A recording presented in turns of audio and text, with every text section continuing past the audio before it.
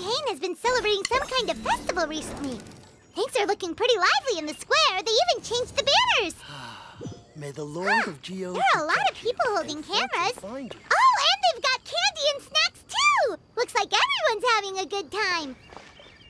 Let's go and have a look for ourselves.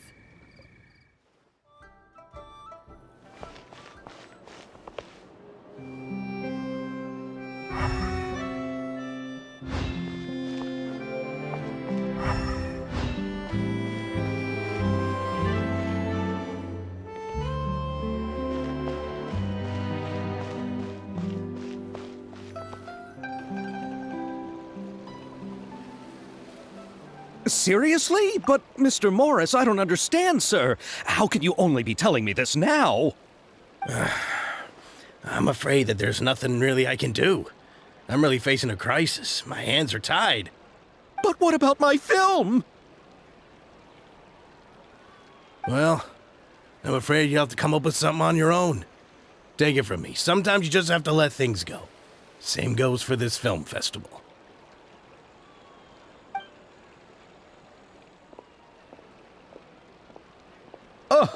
Oh. Hey, isn't that Xavier? So he's back in Fontaine now. Xavier! Oh, why, if it isn't the dear Traveler and Paimon. I really didn't expect to bump into you here at this time. Well, I was doing just fine until I received some terrible news just now. The investor I was working with for my upcoming film has fallen upon some hard times and is no longer able to provide the promised amount of funds. Can't you just find a different investor? Unfortunately, that's not how it works. We had signed an agreement specific to the Fontanalia Film Festival, stipulating that I cannot work with any other investors until the festival is finished. The Fontanalia Film Festival? What's that? Oh, is this your first time participating in Fontaine's Fontanalia Film Festival? Then allow me to fill you in. The Fontanalia Festival was established to commemorate the legendary Loch Knights, who went on a quest to search for the Oceanids, and eventually welcomed the Hydro Arconageria. The holiday is deeply connected to the founding of Fontaine, as well as its unique laws and trials. It's one of the most important festivals for this nation. But what's with that weird expression on your face? It's like you're trying really hard to remember something.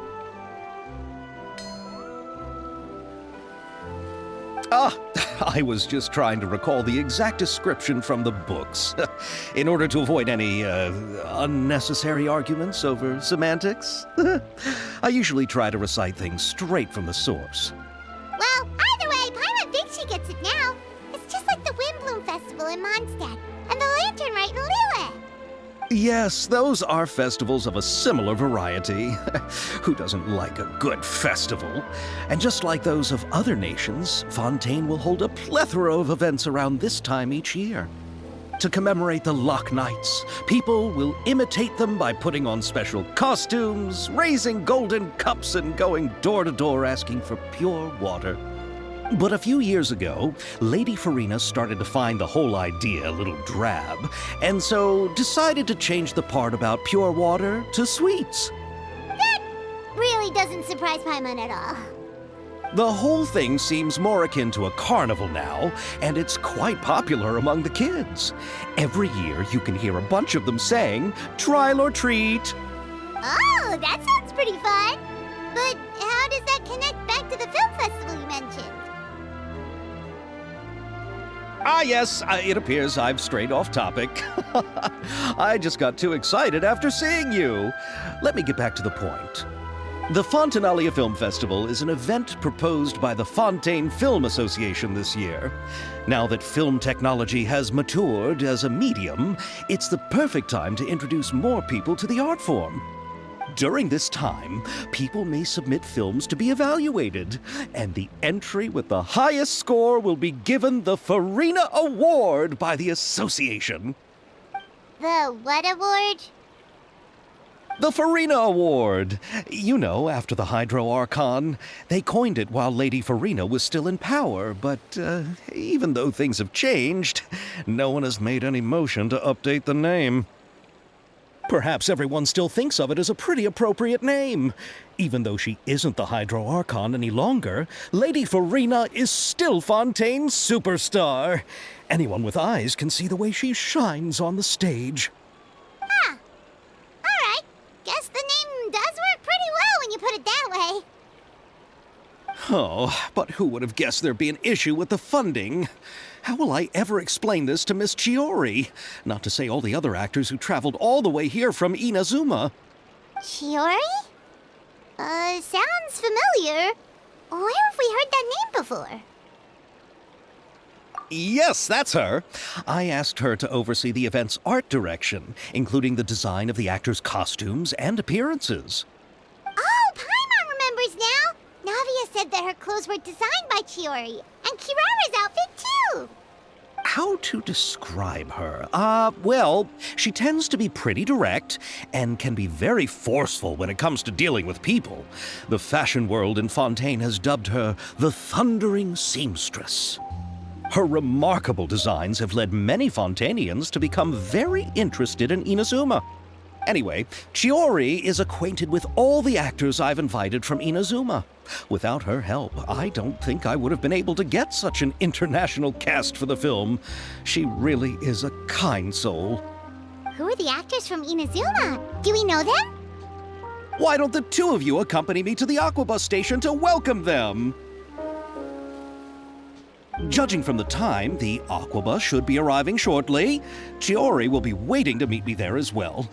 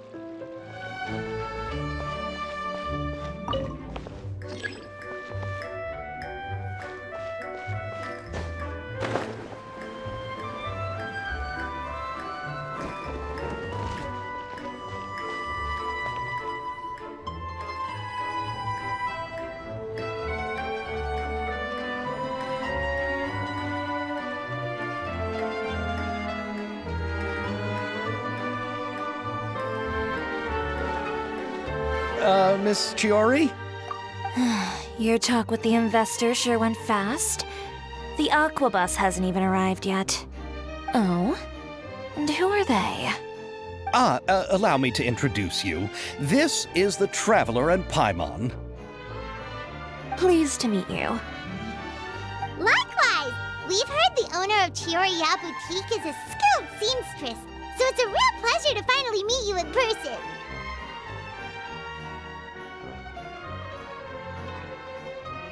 Thank you. I just wanted to make sure she wouldn't always look like a cat that had been unceremoniously dropped in a bucket of paint. So tell me, what happened? I can tell the conversation didn't go quite as expected. Well, it's like this.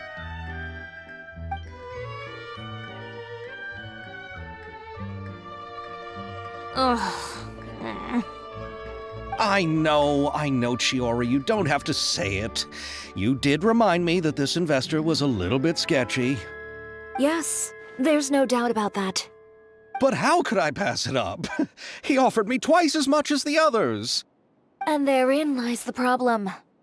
Yes, but just put yourself in my shoes. After obtaining such an excellent script, it's only natural that I would want to make the most of the film. The budgets that the others had proposed were nowhere near enough. It's difficult to find someone willing to front such a large amount of mora, so...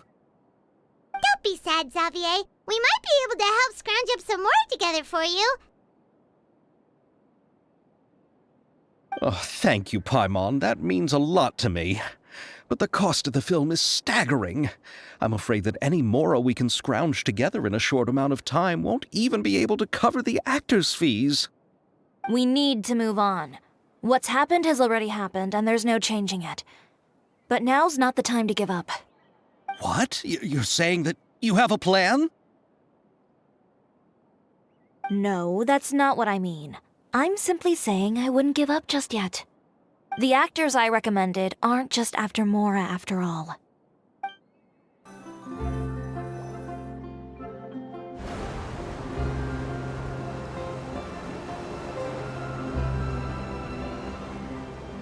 Really? Then where do you live? We Malazines live in Mercy Village. The only way to enter is from underwater.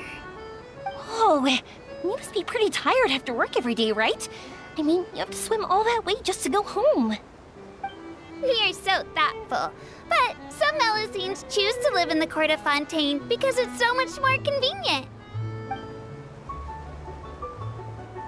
This is our stop. Oh, we've arrived, but I haven't even finished chatting with Aval yet. I also enjoyed Aval's introductions to Fontaine along the way.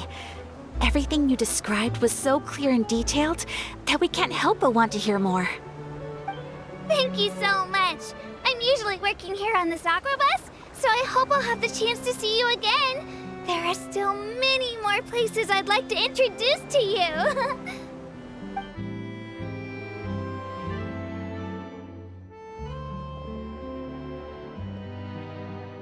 Welcome to the Court of Fontaine. Chiori, you sure have changed a lot. This is the first time we've seen you since you left Inazuma. I haven't realized it's been so long. I was in such a rush when I left that I didn't even get to say goodbye. Thank you for extending the invitation, Mr. Xavier. I'm looking forward to a fruitful trip here in Fontaine. It's an honor to have the head of the Kamisato clan visit us. So they're who you meant when you said you had actors coming from Inazuma? Oh? It's the Traveler and Paimon. Wow, what a coincidence! Ayaka and I were just talking about you on the way here. Are you also here for the film? We just ran into Xavier earlier and came over with him. But I'm not an actress. Sir Kamisato and Lady Ayaka are the real actors here. I'm just tagging along with Ayaka to have a good time together. About that, I mean, how was I supposed to contact you when I was making preparations for the film? I figured you were probably busy, and I didn't want to disturb you. So I could only keep you in the back of my mind while I sought other actors to play the lead roles in the film. I had been thinking about a surprise reunion with you during our trip here, but you still managed to surprise me first. Oh, so you all know each other already! My, what a coincidence! What are the chances everyone could be brought together here like this? Why don't we go to Hotel de Boer and catch up over a meal? I've already made a reservation. Huh? Did you reserve 2 spots for us too? Yes, of course, of course. I'll be sure to tell the boss to serve a few more delicious dishes just to make sure there'll be enough food. Very well. Then please, kindly lead the way, Mr. Xavier.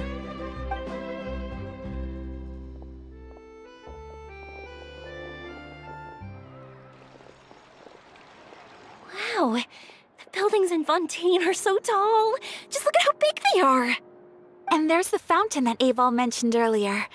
It really is a magnificent sight. And look at that huge spinning sphere. Where does it get its power? Wait a sec! Could it be one of those clockwork mecha we've heard so much about?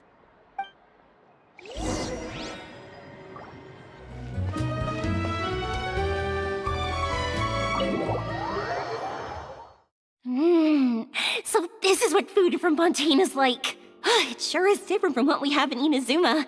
How should I describe it? It seems like you have to go through a lot more steps to make them. And the flavor has many layers too. Yes. When I first went to Inazuma, I actually thought the food there tasted a little too bland. It took some time for me to get used to it. Let's get back to the purpose of this trip for a moment, shall we? How have preparations for the film been coming along, Mr. Xavier? Well, I've already assembled most of the film crew, a lighting specialist, a prop manager, and a costume designer. I've also bought the copyrights from the novel's author. Oh, it's called The Two Musketeers, right? I read the script you sent me on the way here. The story is pretty good. Originally, I was planning to start filming as soon as Sir Kamisato and Lady Ayaka arrived in Fontaine, but I'm afraid I've run into a bit of a problem. Oh? What is it? It has to do with the film's investor, Mr. Morris.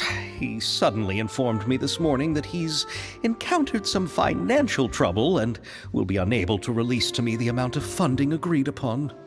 It's said that Fontaine's legal system is well developed. If he has violated the contract, then can't you simply take him to court over the matter? Well, I'm still more concerned about filming. Even if I were to take him to court, I'm afraid it would take months before the case could even be heard. Then, is there a way we could raise funds ourselves to solve the problem? I've considered that option too, but unfortunately, it's difficult to gather such a large amount of mora on such short notice. Besides, we have to consider the film festival's submission deadline. Mr. Xavier, if Ayaka and I were willing to perform for free, would that resolve the problem you are currently facing? What? No, out of the question. To have you come all this way just to act for free? No, that won't do. There's no need to worry, Mr. Xavier. My brother and I had actually intended to work for free after receiving your invitation. Inazuma has only recently reopened its borders, and needs to strengthen its relations and cultural ties with other nations. We didn't have many collaboration projects with Fontaine in the past, so we hoped this trip would serve as a good start for the future. Indeed. You could say that's the real reason why the Yashiro Commission agreed to come to Fontaine. I understand, but having you two act for free just doesn't seem right. Not at all. While we're officially here to conduct a cultural survey of sorts, we must express our sincerity if we want to establish formal cultural ties with your nation. This film will serve as proof of friendly cooperation and cultural exchange between Inazuma and Fontaine. It's my hope that the film can be finished and released as smoothly as possible. If you still don't feel comfortable with this arrangement, I would also be more than happy to be introduced to some other renowned individuals in Fontaine's literary and artistic circles. All right, I'll do as you say. Thank you so much. I'll make sure to cobble together enough mora now, even if it means selling my house, my camera, and every single family heirloom. Come on now, no need to go that far.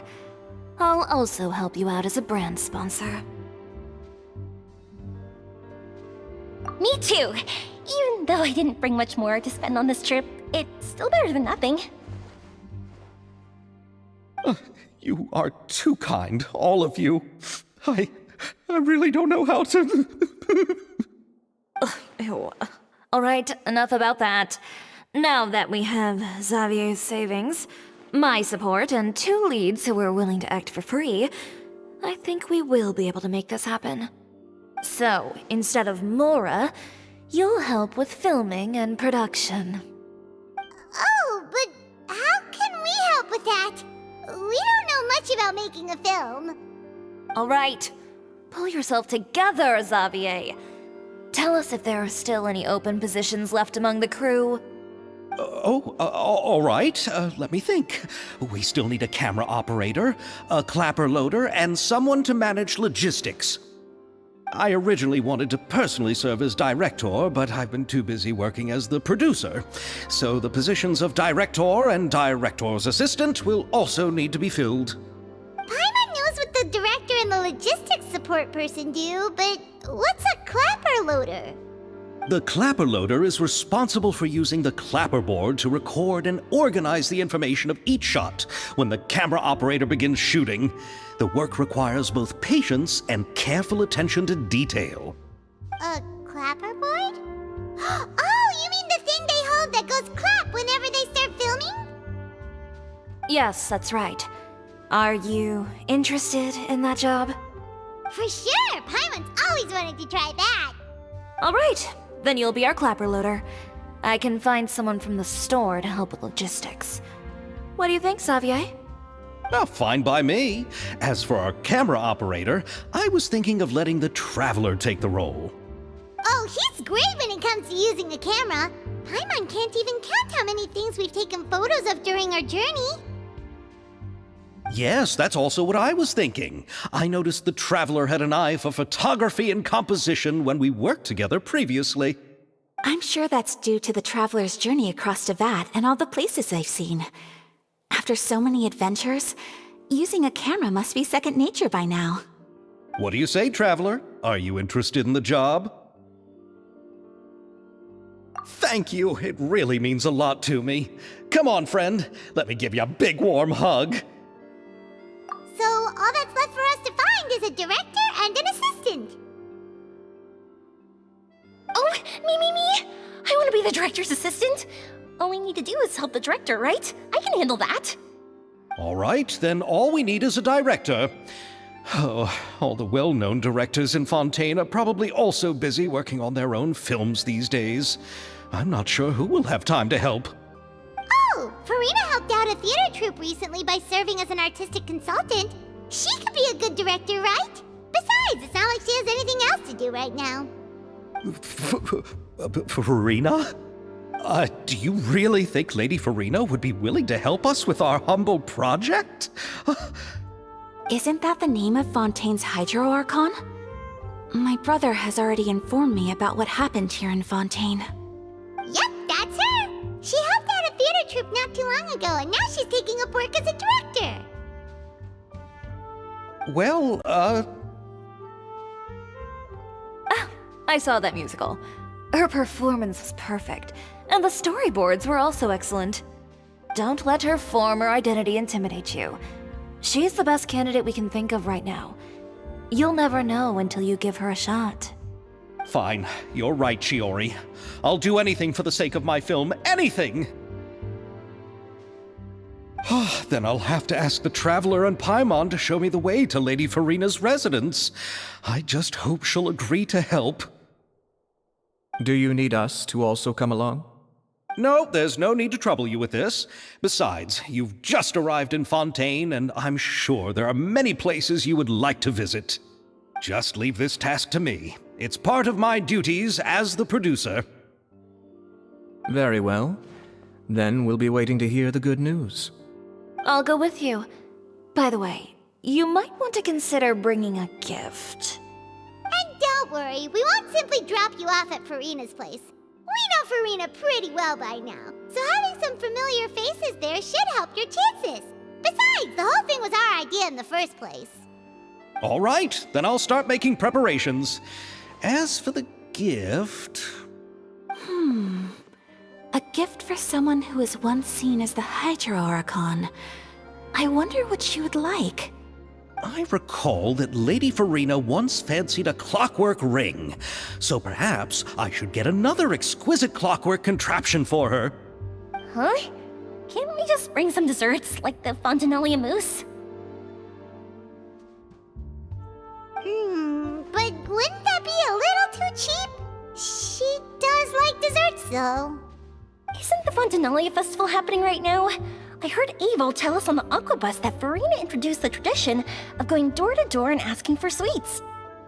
To do something like that, she must have a real sweet tooth. I agree with Yoimiya. If the gift is too fancy, it might actually make her feel more uncomfortable. Alright then, let's go buy some Fontinalia mousse!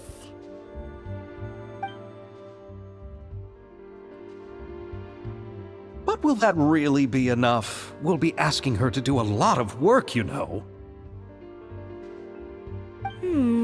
You're right. We need to further sweeten the deal. Huh? You want something even sweeter than Fontinalia mousse? Yes, we'll need a gift that's sweeter than any dessert in the world. Well, what could that be? Your words of praise.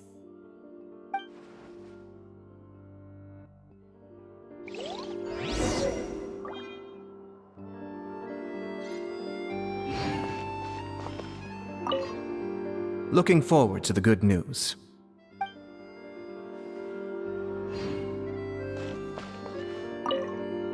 You go ahead. No need to worry about us. Oh, I hope Verena will like the gifts we prepared. Oh, and if you still think we should get something else for her, just let me know. I should be able to make some fireworks. We're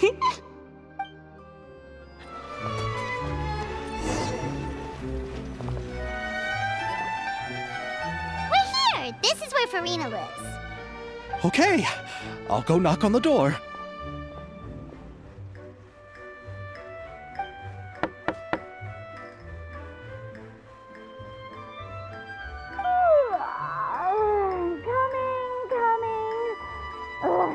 Seriously, who's knocking before afternoon tea?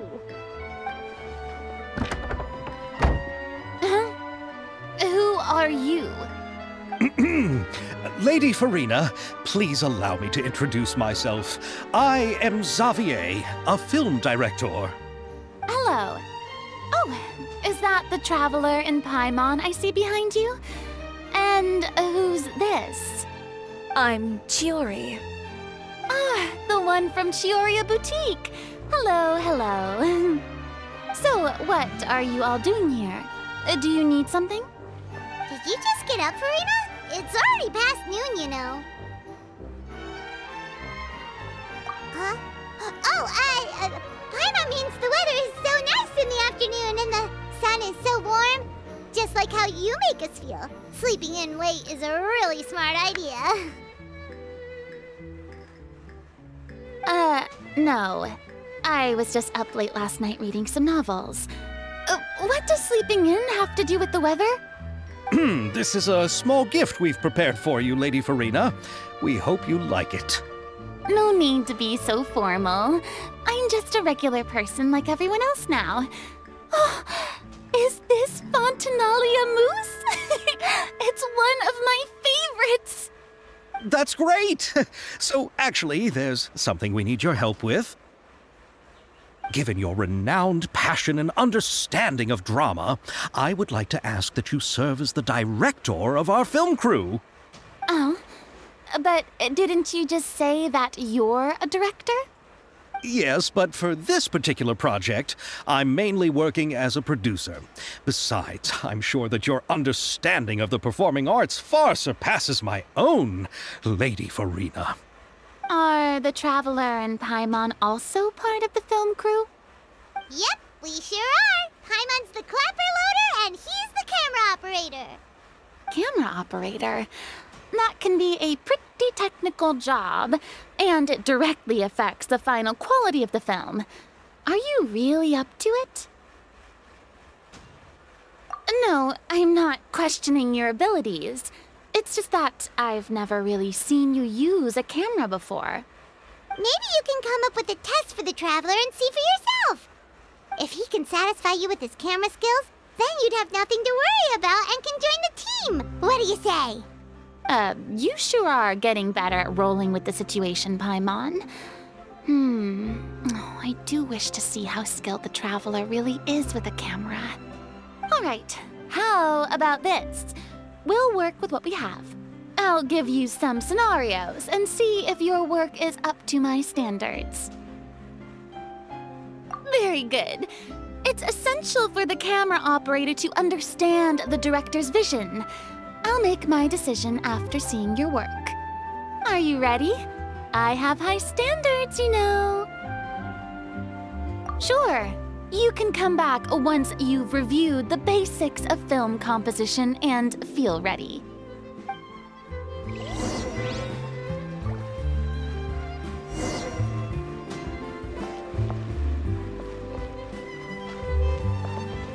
Are you ready? I have high standards, you know.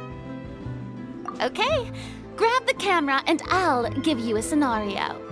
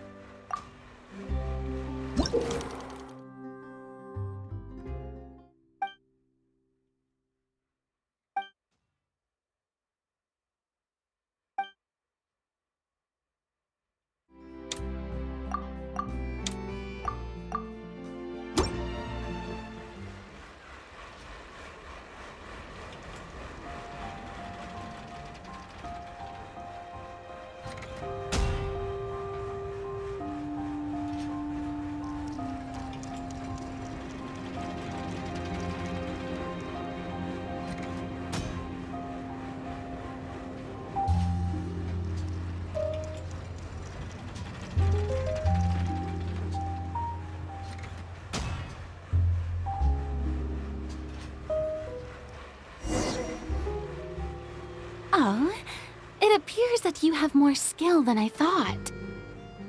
All the shots had a great composition, and I could really feel a connection to the characters and their lines. Yeah! Does that mean you agree to be our director, Farina? Did you think I would agree just like that? After our performance of the Little Oceanid, I've begun to make a name for myself again, you know. In fact, I've already had several troops approach me for the Fontanalia Film Festival. Unfortunately, the scripts were all pretty boring and didn't pique my interest. If others were to find out I agreed to work with you so easily, then, well... Hey, but didn't we have a deal? What else do we need to do to convince you, Farina? Well, what about the pay? Huh? You know, how much you're willing to pay me to be the director? The pay is also an important factor for me to consider, you know. Well, I can offer you this much? What? That's all? If Nervilat were to hear of this, he could charge you with underpaying your labor. I'm sorry, but our crew is in a tight financial spot at the moment.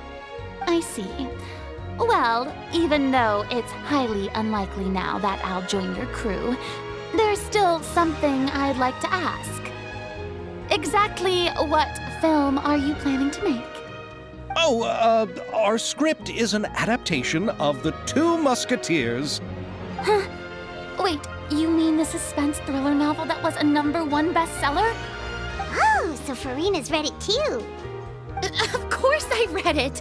I've always had a keen interest in artistic works that strike a chord with the populace. I see. It all makes sense now. You must have used most of the budget to pay for the copyright. Not really. The novel's author transferred the copyright to me practically for free once he heard that I wanted to make a film adaptation of the story. The lack of budget is due to another issue. He probably just wants to get his name out there. So, Mora isn't the most important thing to him right now. It reminds me of a delivery courier who wears one of my designs while traveling all across Teyvat. I didn't charge her much for the outfit either. The exposure she provides for my brand is well worth it. So, are you a big fan of this story, Farina? Well, it's all right. The pacing of the story is good, but the character relationships could use some work. When I was reading it before, I always felt like some things were left on a rather unsatisfactory note. I have high standards, you know. Ahem, Mr. Xavier, if, hypothetically speaking, I agree to be the director, how much freedom would I have in terms of script revisions and creative interpretation? Oh, as much freedom as you would need. I wouldn't dare doubt the tastes of Fontaine's greatest star. Good. Then I'm free to alter the script as I see fit. Absolutely, no problem. All right. It seems that your crew really can't go on without my care and direction. So, you agree? Yes, I agree. Although the pay is well below what someone of my caliber deserves. A great script calls for a great director. I mustn't let a perfectly good story be ruined due to lack of funds. If you have fine cheese and bread, you wouldn't just let it sit on the counter and get moldy just because you lack an oven, right? Oh, Hydro Archon above! I'm not dreaming, am I? Somebody pinch me. There's no more Hydro Archon, you know. And it's still a little early to celebrate. There's a lot that goes into shooting a film. Although the trickiest tasks of finalizing the script and casting the actors have already been taken care of, we'll still need to reserve filming locations. Not to say set up lighting and props. And by the way, since we'll be filming The Two Musketeers, we'll need to find an action choreographer. Ideally, a professional who has actual experience with muskets.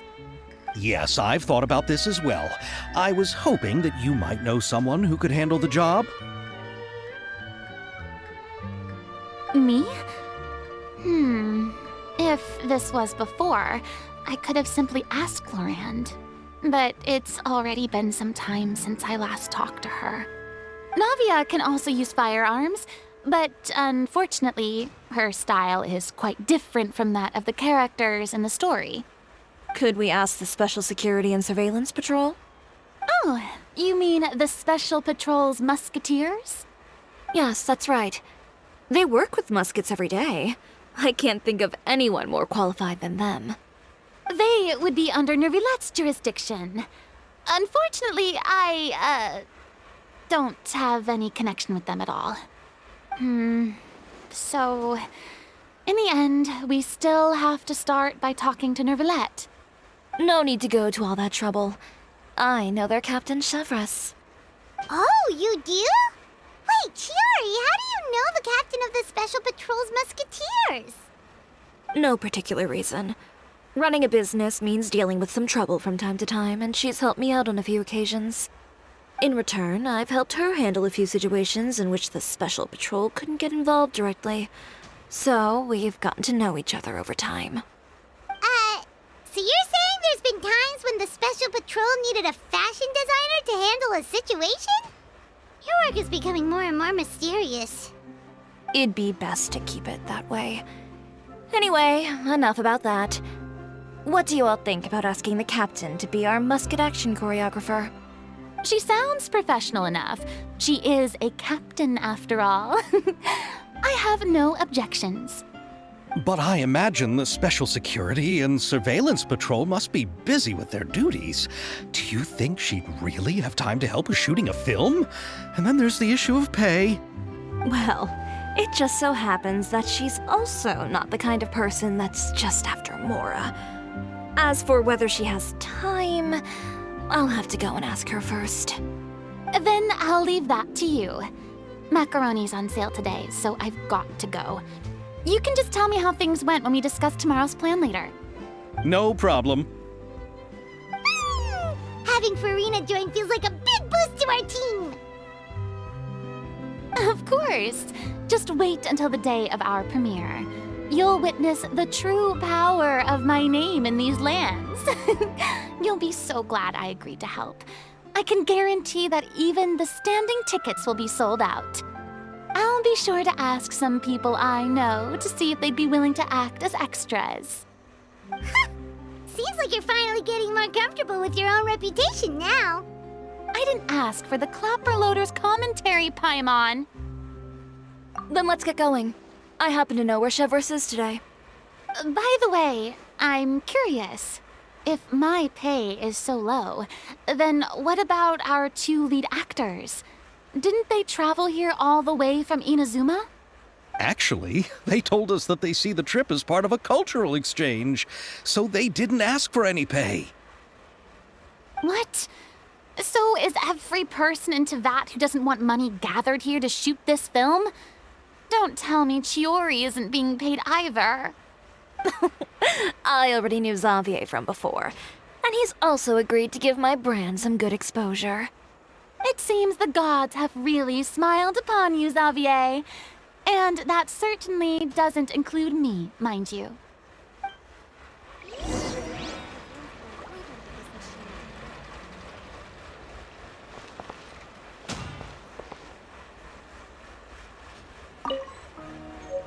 Besides the macaroni, I should also pick up some tomato sauce.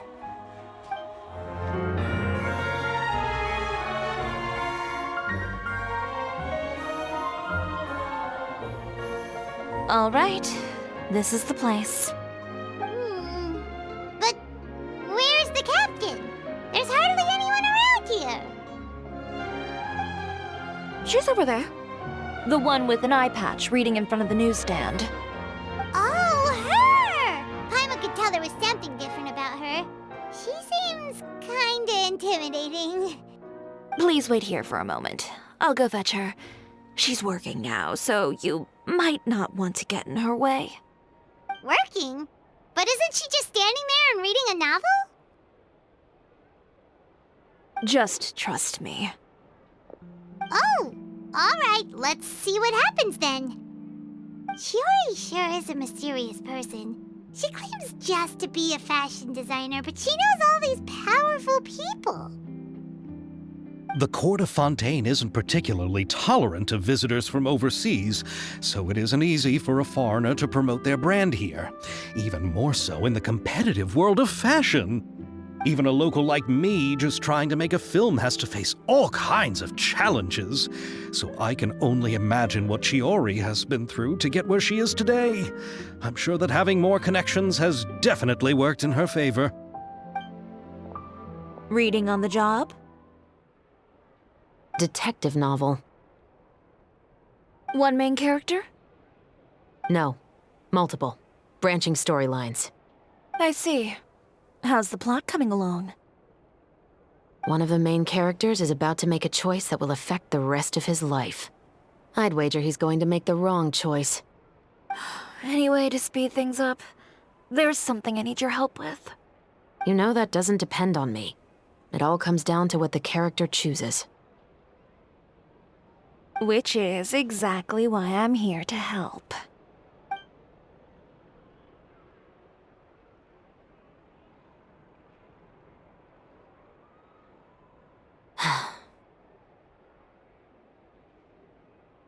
All right.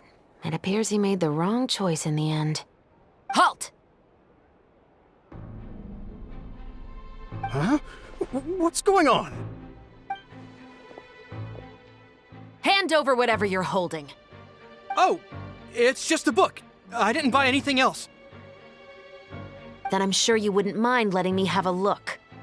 Excuse me, officer. I don't mind you standing around here, not purchasing anything, but I'd prefer if you didn't disturb my customers.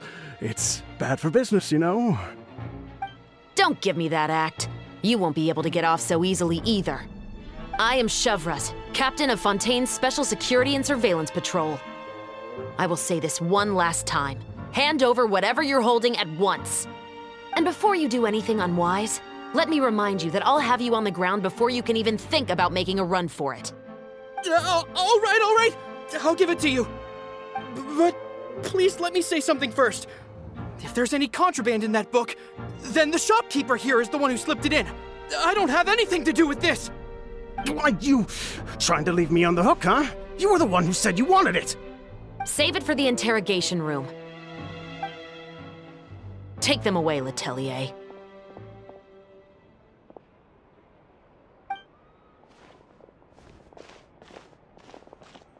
What's going on here? 1 second you're reading a book and the next you're escorting people away. And who are... Oh! Aren't you the traveler who's been all over the papers recently? Chiori, I'm assuming what you wanted to ask me about has to do with them, right? Maybe I can let you in on what's happening then. Now that Vacher has been brought to justice, no new shipments of synth will be made and distributed to sellers. The Fontaine guards have been busy collecting the remaining synths still circulating on the market. Thanks to a tip from our reliable source here, this should be the very last batch. Oh, so you were pretending to read a book in order to catch the bad guys. Oh, Paimon almost forgot to introduce ourselves. Paimon is Paimon, and this is the Traveler and Xavier. Hey, I'm Chevreuse. You probably already heard me introduce myself, so I won't bother repeating it. Yeah, why didn't you make a move as soon as you had the chance? Were you worried that my intel wasn't accurate? No, I wanted to see if the shopkeeper would turn himself in first. All he had to do was come up to me and say that he didn't know where the synth had come from. If he did that, then I wouldn't have had to press charges on him. He had the whole day to turn the synth over to Chevreuse. But instead, the moment I came up and blocked Chevreuse's line of sight, he took the opportunity to sell it off. Yep, he made the wrong choice, even though the right choice was right there in front of him. But you knew they wouldn't make the right choice. Yeah, I knew. I was just hoping I'd be wrong for once. Oh, Enough about that, though. What did you want to ask me about?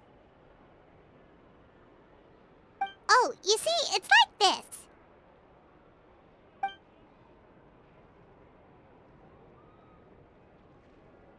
The Two Musketeers.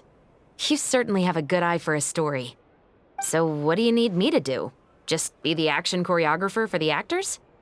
Yes, that's right. I want to make sure we get all the details right.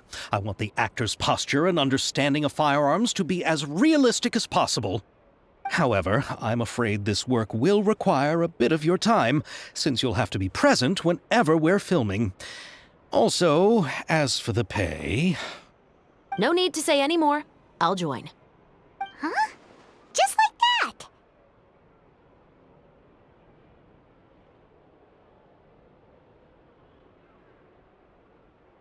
Really?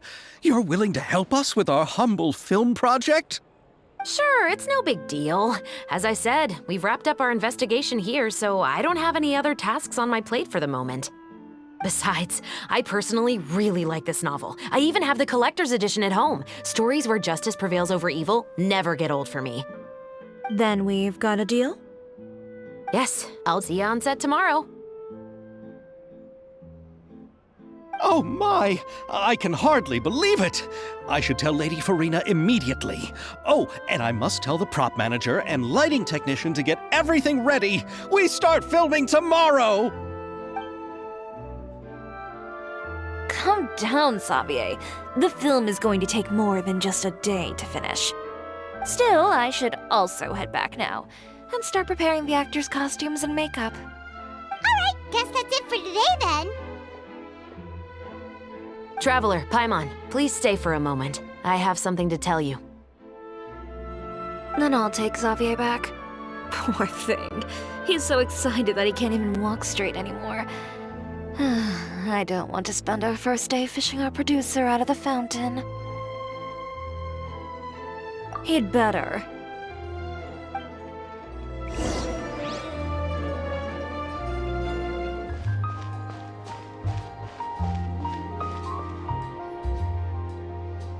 So what did you want to tell us, Chevreuse? Have you read The Two Musketeers? The story is about a pair of children born into the household of a baron and their struggle to survive together and take revenge for their mother.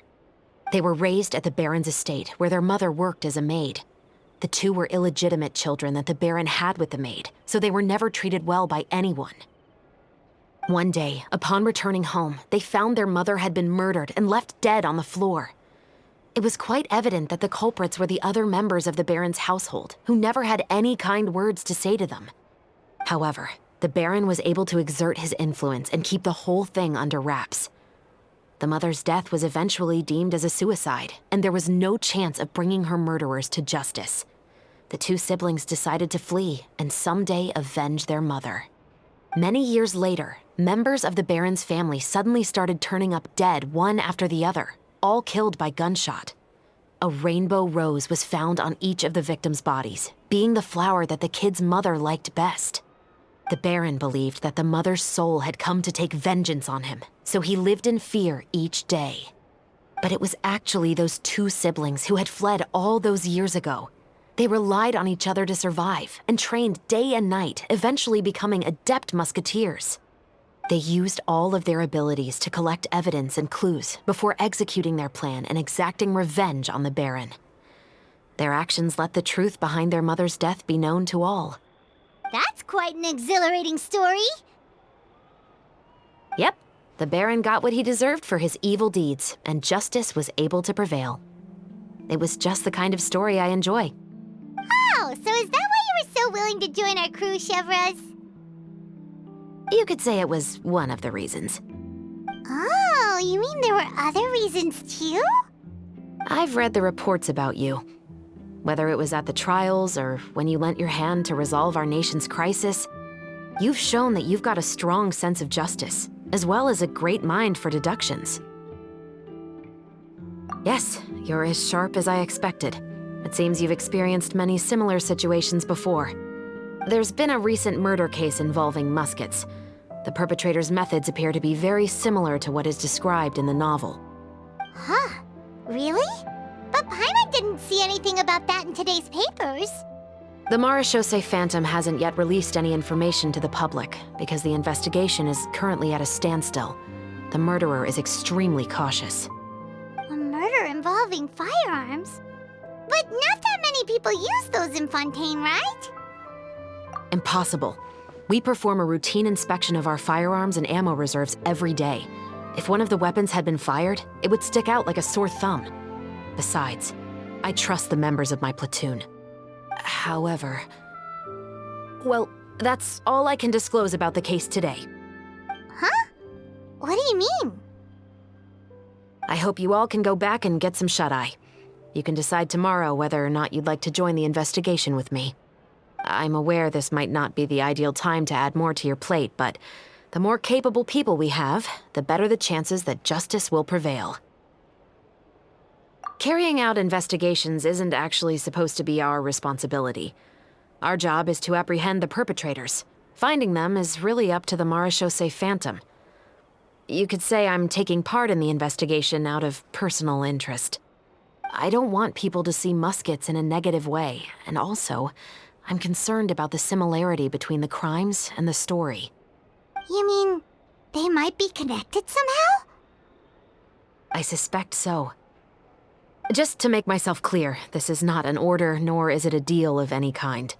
It's a request, nothing more. If you two have any interest in the case after we finish filming tomorrow and are willing to assist me, then I would be most grateful. What do you think, Traveler?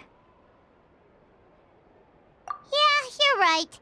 Paimon's getting a little tired, too. We've really been hustling all day. You'd better head back and get some rest. It's good to keep a calm mind, especially when you're about to make an important decision. Otherwise, when the moment comes, you might end up like that shopkeeper and not even realize that the right choice is right there in front of you.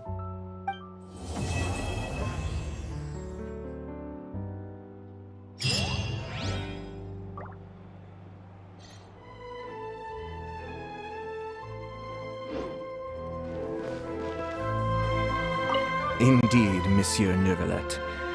I'd very much appreciate hearing your thoughts on everything we just discussed, including my initial proposal and the general direction of our potential cooperation. Your proposals are reasonable and quite well thought out. Your sincerity and wish for our mutual success was evident in your words, so there's no need to be so modest. Thank you. So, what's your decision? If you're asking for my personal opinion, I'm willing to cooperate in full based on my own opinions and my impression of Inazuma's culture. However, Fontaine doesn't run simply based on the feelings of one individual. I'm sure Inazuma must be the same. Everything must be done in accordance with the regulations that are in place. Yes, of course. I will submit a written proposal outlining the details of our potential cooperation to the Palais Mermonia within a week. And I look forward to hearing from you.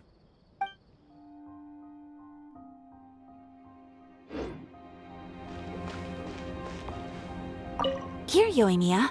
Try some conch madeleine. No, you ordered it, Ayaka, so you should be the first to try. To be honest, I ordered it for you. You're fond of desserts, aren't you? Well, in that case, I guess I shouldn't refuse. Let's try some together. All right.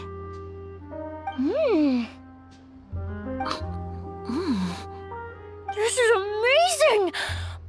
Oh, the texture is so soft! You can feel the super rich aroma of butter as soon as you take a bite. And the aftertaste is pure bliss. Great. I'm glad you like it. I enjoyed it too. And I really like the swirly design. I've heard that it's supposed to look like a barrel conch. I've never actually seen one myself, but now I'm really curious about what it looks like. Hey, Ayaka, when you can find the time, would you like to go search for one underwater with me? All right. Why don't we go right after this? Great! Then that's a plan. There are so many places I'd like to visit with you.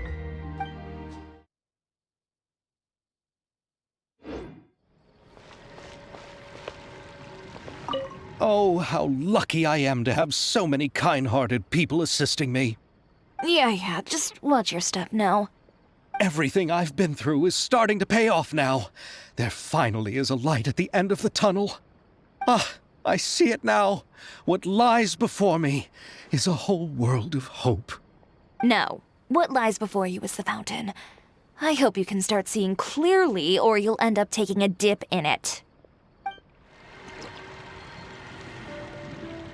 It's finally time to meet up with everyone. Paimon even dreamt of making the film last night. If Paimon remembers right, we're meeting at Hotel de Boer. Let's get going!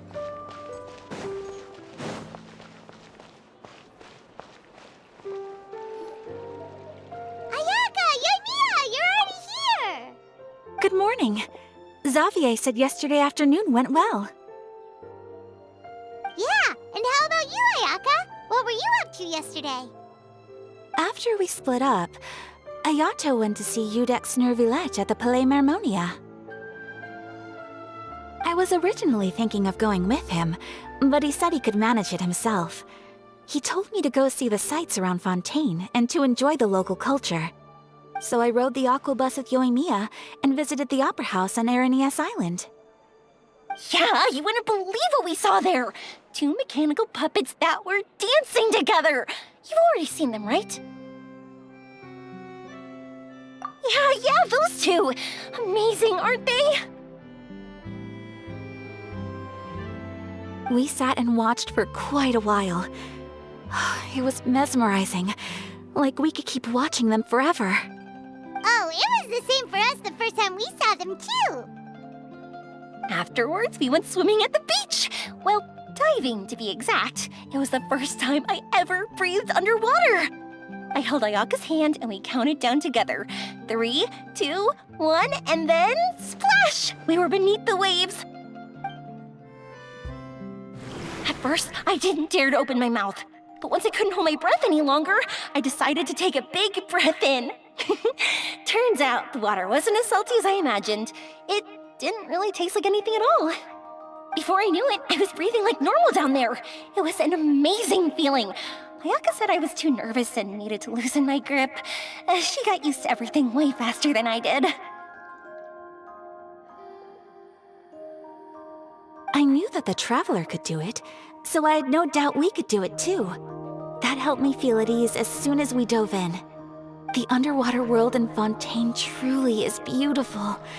I love seeing the romaritime flowers blossoming underwater, like little candles lighting up the streets at night. Yeah, and there were so many creatures that we've never seen in Inazuma. Like those fish that shimmer like a sword blade. Whoosh!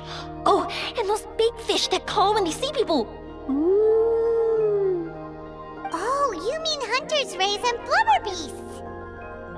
I just love the name Blubber Beast.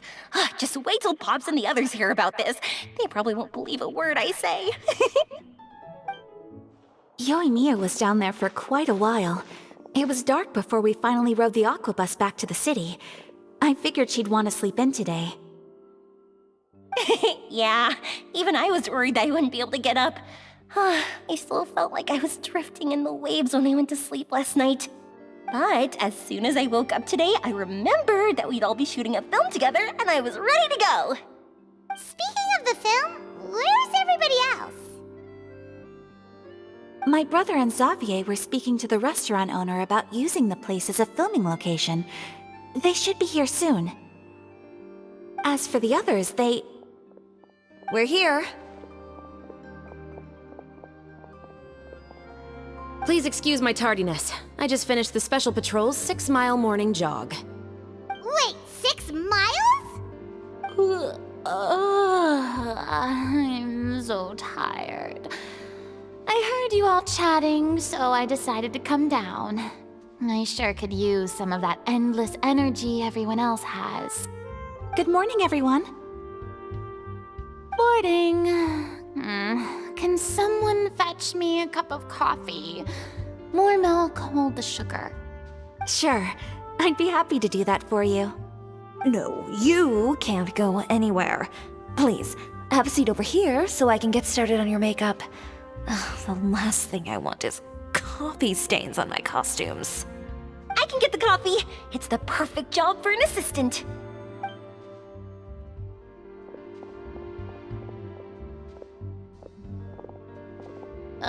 So much energy. Seriously, what's her secret? Oh, Yoimiya's always like that. But you sure look exhausted, Farina. It's because you're not used to waking up so early, huh? Of course not. I spent the whole night reading the novel from cover to cover, marking sections that either need to be omitted or adapted.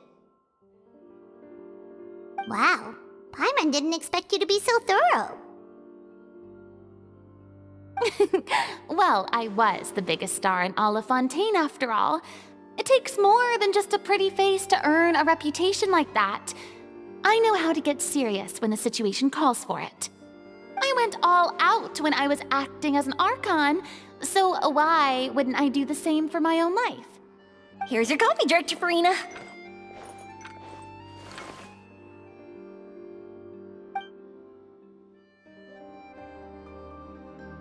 Oh, thank you. The sound of being called director and the aroma of coffee feels almost as refreshing as hearing the birds chirping in the morning. Ah, it seems everyone has managed to arrive on time.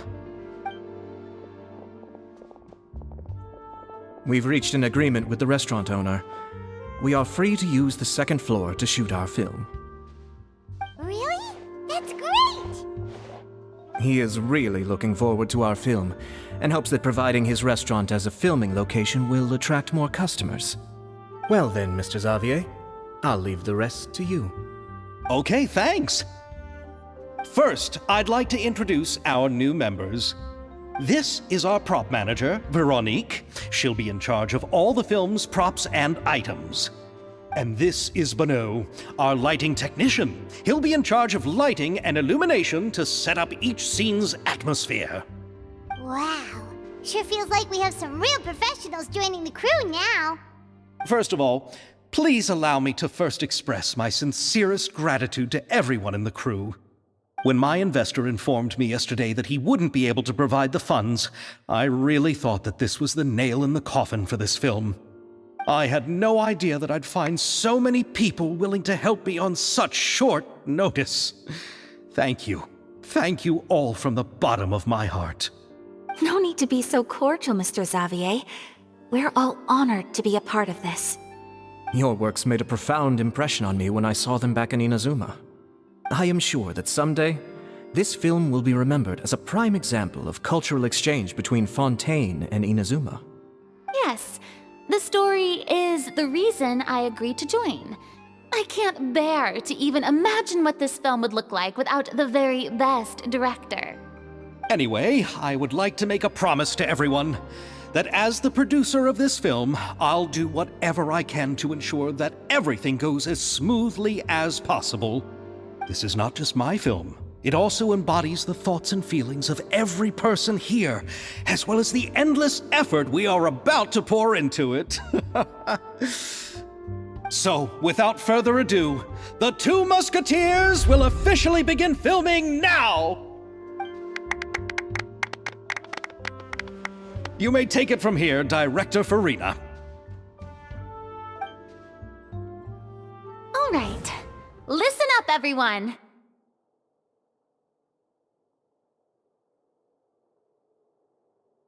The first scene takes place when the two young musketeers are living at the Baron's home, still unaware of all that is about to happen to them. We'll need props and lighting to set the scene. Our lead actors can go get their makeup done, and extras, please take this time to go over your positions. Whoa, seems Farina's really kicking things into gear as the director. Is everyone clear? I don't want anyone traipsing around the set like umbrella finches. All right, cameras will start rolling as soon as the set is ready. Let's make a film that'll make some serious waves in Fontaine. Not the kind of waves that drown people. I mean, the good kind of waves. Seems like she's still a bit traumatized by that. Anyway, let's go see if there's anything we can do to help.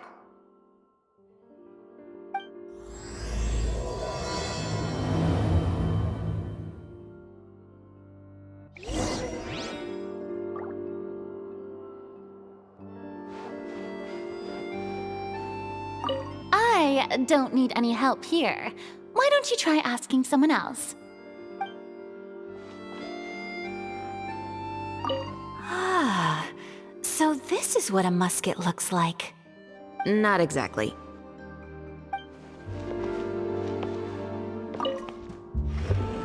How about here? A little more to the left. You got it. Hey, Yoimiya, do you need a hand? No, I'm fine. You know, doing the lighting is kind of like designing a fireworks show. It's interesting to imagine what kind of atmosphere the lights will create. I heard that the Traveler will be operating the camera and Paimon will be the clapper loader, right? Those roles are just perfect for the two of you.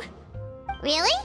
Is that because it'll be easy for Paimon to hold the clapperboard while flying? Well, sure, there's that, but that's not exactly what I meant. I just think that after all your journeys together, you two must have developed a super close bond and just naturally know how to work with each other. If I'm not mistaken, the director will want the cameras rolling as soon as the clapperboard goes clack.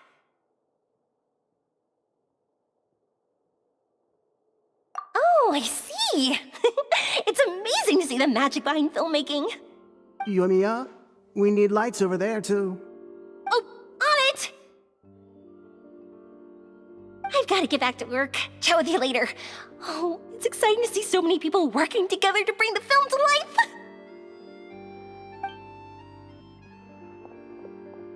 Seems like Yoimiya's really getting into it. But she was right. We do have a super close bond, don't we? Paimon's really happy to hear that.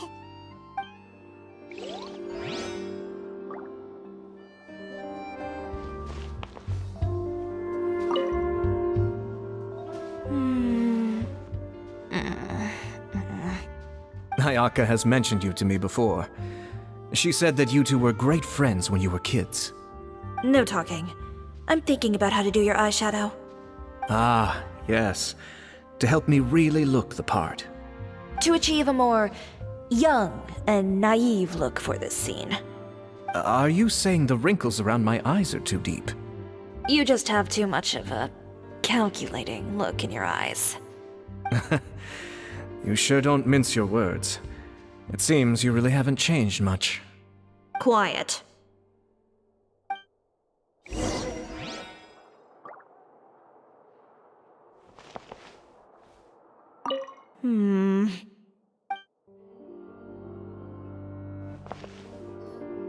So, this is a real musket?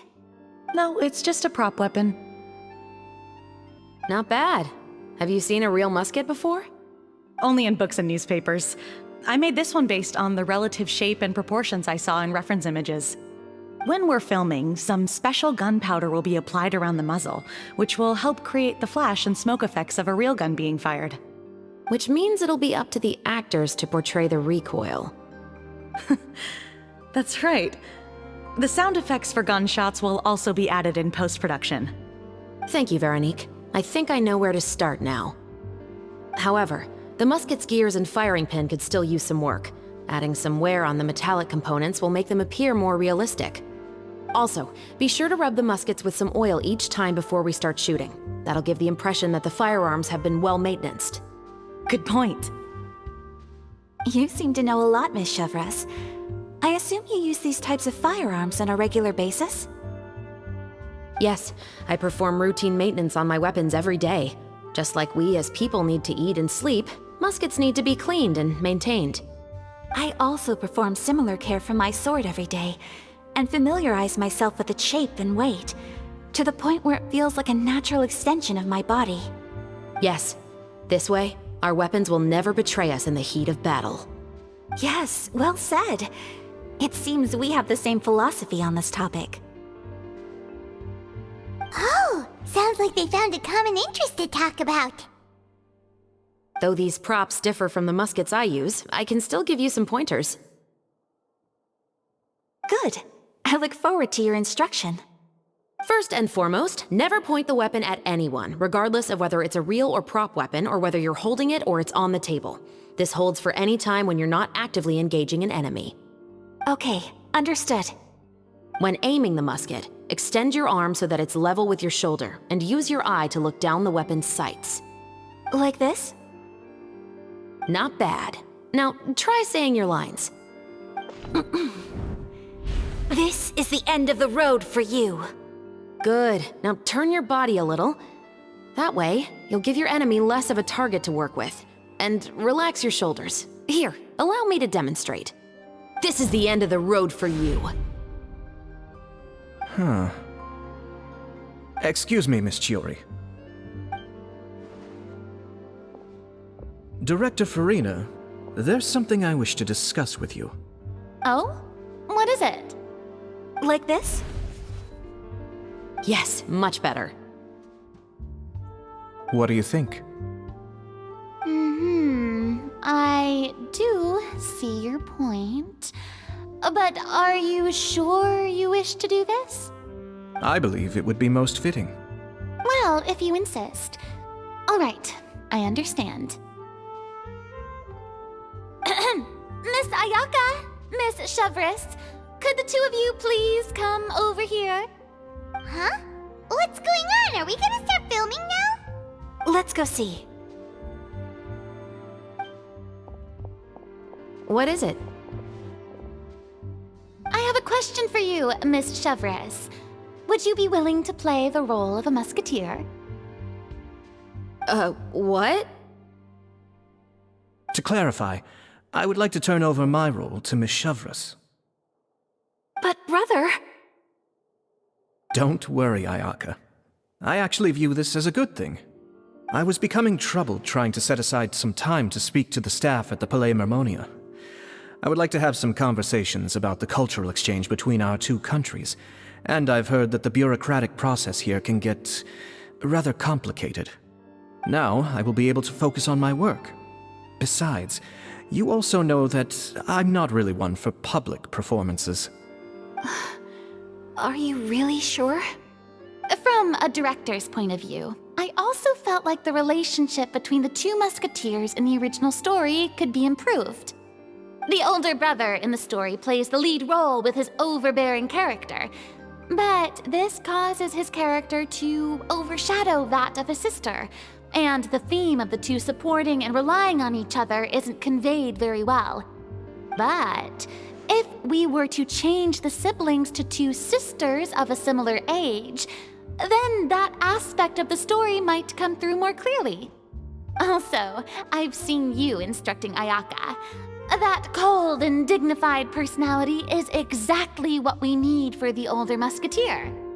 Of course, even with all these insights, the decision should still be made by Miss Chevreuse. Chevreuse mentioned that she really likes the story, right? Paimon bets that she'll take the role. All right, I'll take the role. Good. It's decided then. I'll get started on making edits to the script. We'll also need to make some immediate adjustments to the lighting, props, and costumes. I have a feeling that our adaptation will be even better than the original story. You're doing a great favor for me, Miss Chevreuse. You have my gratitude. Don't mention it. I like this character, so if anything, I should be the one thanking you.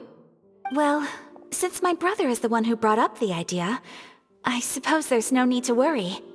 Let's go, Miss Chevreuse. I look forward to working with you. Please, just call me Chevreuse.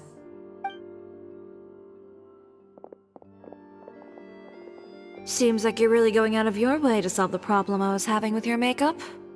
Surely you jest, Chiori. I assure you that I was mostly motivated by a desire to spend more time on formal business. Oh, come on. You really think I'd buy that? According to what I've heard from Ayaka, her brother is someone who can juggle 10 different matters at the same time. I'm sure you have other reasons for backing out. Perhaps. Ayaka always said she wanted to go out and see more of the world just like the Traveler. But I feel that she needs not only to see other nations, but also to make some different kinds of friends. I think it would be harder for her to make new connections with me constantly by her side. I would like to give her some space. All right, go on. Spoil her some more. Ayato! It's too bad you're stepping down from the role. Paimon really wanted to see you act as a musketeer. No need to poke fun at me. I'd wager that you also felt that I wasn't the best candidate for the role. It's a little hard for Paimon to imagine you saying those lines. Yes, I've made an appointment to meet some people from the Palais Mermonia. Now, I will have some more time to prepare. Traveler, get the camera ready. Paimon, get the clapperboard. Actors, to your positions. We're about to start shooting the first scene. Go on now. And please take good care of Ayaka. Yep, don't worry. Thank you. I look forward to seeing the film when it's finished. All right. Now that we're all here, let me help set the scene for everyone.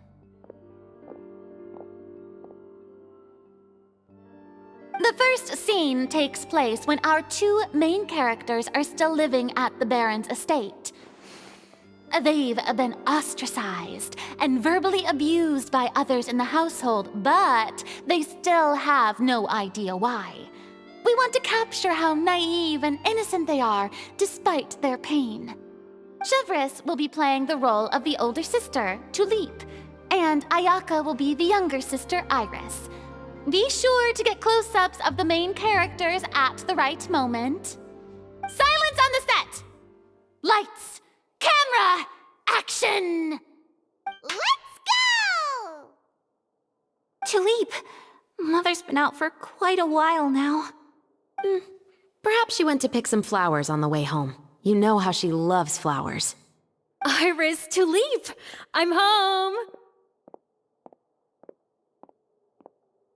Mother! You were out for so long, we were beginning to worry about you. I'm sorry, but I'm back now, safe and sound. Here, I brought your favorite treat, apple turnovers. Mother, what are those bruises on your hand? Huh? What bruises? Oh, I must have bumped into something while I was working yesterday. But I didn't notice them this morning. Then perhaps they're from when I accidentally tripped when I was out just now. By the way, did you have fun playing at home? What's the matter, Iris? Well, we've realized that no one really wants to play with us. They even took Iris's doll and spat at us. And they even called us names. They said we were... Shh. It's all right. Don't worry. Girls, listen to me. It doesn't matter what anyone says. Don't listen to them. No one can define you with such words. You both have wonderful lives ahead of you. Just like your names. You will both blossom like beautiful flowers. Maybe your time to blossom hasn't quite come yet, but one day, you two will bloom more beautifully than anything else. Don't let the soil you're in now ruin your future beauty. Understand? My dear daughters.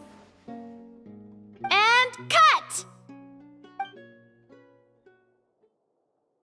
Not bad. The actors' emotions were all on point. Let's keep that take. Also, if our clapper loader could avoid shouting at the start of the scene next time. Oh, got it. Great. I was a little worried that my nerves would get the better of me. What about you, Chevreuse? I felt fine. The lines weren't too difficult at all. Seems like Farina must have adapted the role nicely. You two were great. I couldn't tell it was your first time acting in a film. You should have more confidence. Thank you for your encouragement. Positions, everyone! We'll move on to the next scene after we try a few more camera angles.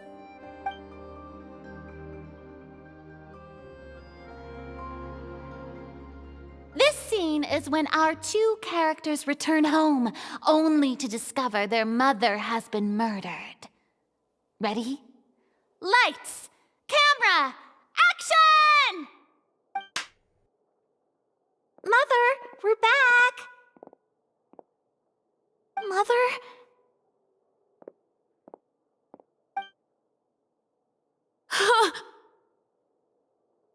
What's wrong, Tulip? Iris, stay away! Huh? Why? What's... Mother! Mother...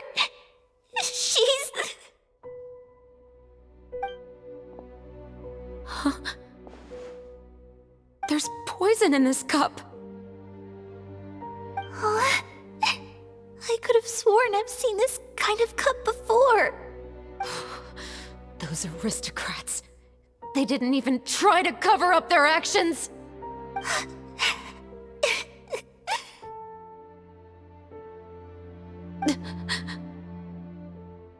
Iris, we need to leave this place. Leave? But now that Mother is gone, where can we even go? Anywhere. All I know is that we can't stay in this house. But are we just going to let them get away with this? We'll have our revenge, I promise you. Just not right now.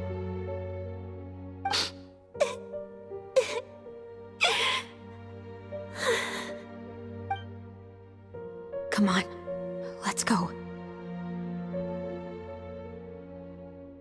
No, wait. We can't just leave Mother here like this. At least let me leave this rose with her. That's why we went out in the first place. To buy her this flower. All right. Goodbye, Mother. We'll avenge you. Someday. And cut! Beautiful! Great performance!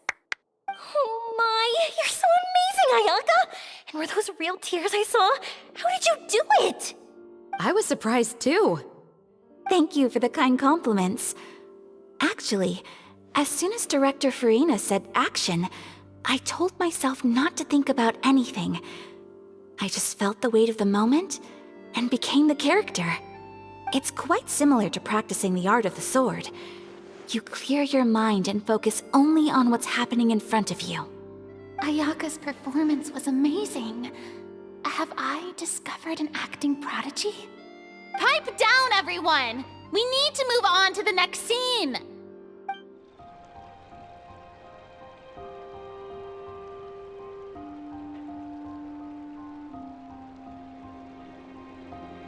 Huh?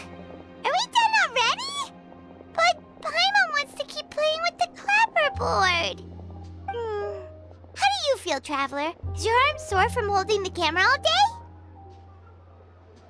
Good work, you two. You too, Chevreuse. You were quite the actress today. I've read this novel many times before. I have a good grasp of my character's mindset. Anyway, do you remember my request from yesterday? Oh, right! We were having so much fun that Paimon nearly forgot! You have a case where the murders seem really similar to the cases in the novel, right? So, how are they similar exactly? In the story, the main characters grow up to become two musketeers, always using their guns to carry out their revenge. And on each of the victims, they place a rainbow rose as a signal that they've returned. Yes, that's correct. We found rainbow roses just like in the novel. Seems like you're connecting the dots now. Oh, that does sound pretty concerning. Especially after seeing the script today. Oh, now now, Paimon can't stop wondering what kind of ulterior motive the murderer might have. What do you think, Traveler? You're smart. Paimon wants to hear your thoughts. Good. On behalf of Fontaine's Special Security and Surveillance Patrol, thank you for your dedication to justice. There's no time to lose. We should start investigating right away. Follow me. Huh? Right now? But we just got done filming all day. Paimon's so tired. The most valuable intel always comes after nightfall. They are like small, remote islands in the middle of the sea. If you don't stay vigilant, you will pass right by them in the fog. That's how one of my favorite books always puts it, at least. So, where are we going right now? Let's start by checking out some workshops that sell mechanical components. If the culprit is making their own weapons, it's very likely that they'll visit those sort of places.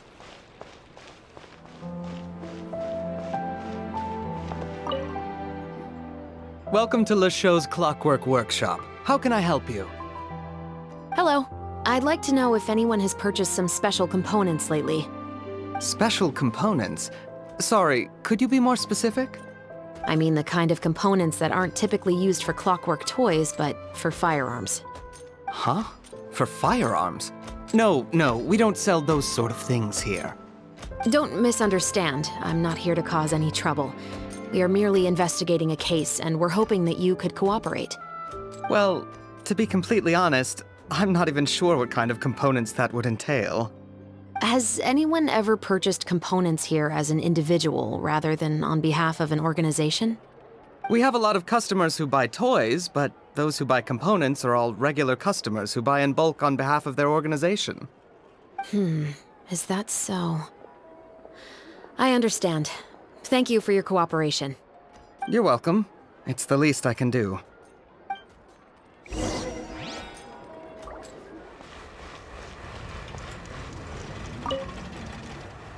Oh, hey, Chevreuse.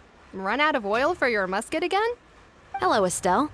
I want to know if anyone has come to your shop recently to order some firearm components. Oh, is this another case? Let me think. I don't think so. Some people have requested that I make some prop guns for the Fontanalia Film Festival, but I refused all of those requests. Oh? Why's that? Because there's no profit! I only make things here that can do some real heavy lifting. I don't have the energy to make some new molds just for the festival. Then has anybody come specifically looking for mechanical components?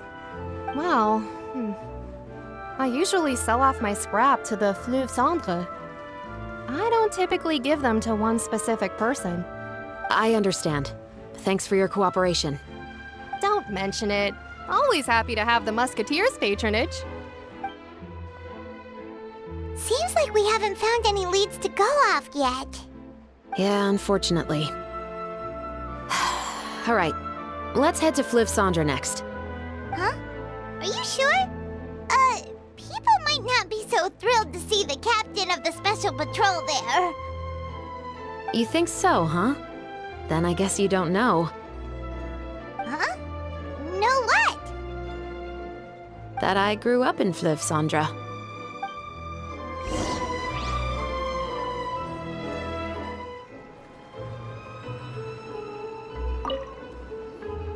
Hello, I'd like to ask some questions. I don't know anything. Don't worry, I'm not here to arrest anybody. You say that now. It's the truth. Here, take this as my guarantee. Wait, did Paimon just see what she thinks she saw? Is the captain of the Special Patrol bribing a citizen? Seems you're different from the other guards. What do you want to know? Have you heard anything related to muskets in Fleuve Cendre lately? Anything at all? Muskets, huh? All I know is that about 2 weeks ago, we started hearing some loud noises at night. So loud that it's been waking me up. Were they gunshots? Possibly. It's hard to tell around here. Someone's house collapsing, a pipe exploding somewhere, it's all the same. But the noises I'm talking about definitely happened after I fell asleep. Do you know where the noises were coming from? I don't remember clearly. Is it that you don't remember, or that you need to think about it some more? You tell me. Then please, think about it some more. She's giving her even more Mora! The noises came from the end of the Southern Waterway. I came out and had a look for myself when I wasn't sleeping well, but I didn't dare get too close. That's all I know. All right, I'll take your word for it. Thanks for the pâte de fruits.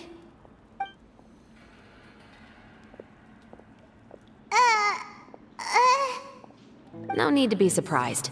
I grew up here, remember? I know how to get people around here to talk. My apologies, I'm all out of sweets. Though I do have some other tempting snacks in my custody. Fries, fried chicken, and even onion rings. But taking care of junk food is my responsibility. You're better off sticking to your normal, nutritious diet. Now then, let's keep going.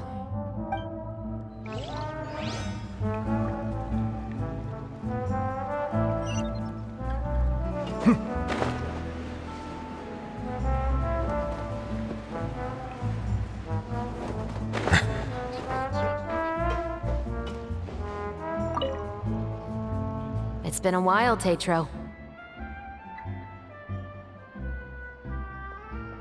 Please, just get on with your request. I want to know if you've heard anybody talking about muskets lately.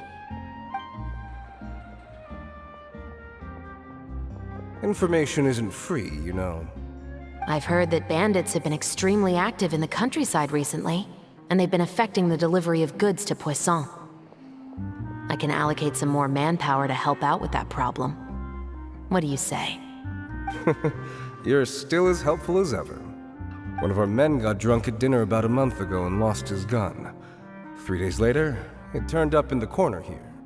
What's weird about that? He just forgot where he put it, right? This is Fleuve Cendre, my friend. Anything of value left in the tavern won't ever make it to the next day. But that gun turned out to be an exception. It didn't get any new wear and tear on it, and didn't even appear to have been fired. We were quite mystified as to what could have happened. I suspect it came back because the weapon was already known to the guards. You mean, a criminal was afraid the Marechaussee Phantom would use the shot marks to track them down? Maybe. But if that's the case, the culprit really took great care to avoid getting caught. I didn't say anything about a criminal. In Fleuve Cendre, knowing who was killed is as easy as knowing what clothes you're wearing today. It's the guy living in the east side, isn't it? I've never liked him. Every time he's here, he just orders a drink and sits there with a nasty look in his eyes. So, who was the one who lost the gun in the first place? Don't bother. Even if you ask, he wouldn't admit to owning a gun to some strangers. Not to mention the captain of the Special Security and Surveillance Patrol. He's right. I know you grew up here, Chevreuse. Even though you're on good terms with the Spina, you've still been gone too long. Not many people know you here now, and a lot of people don't like the Special Patrol. I know. So take my advice and don't show your face too much around here. It's for your own safety. I'll come and go as I please, and I'm afraid I'll be appearing more often due to my work. All right.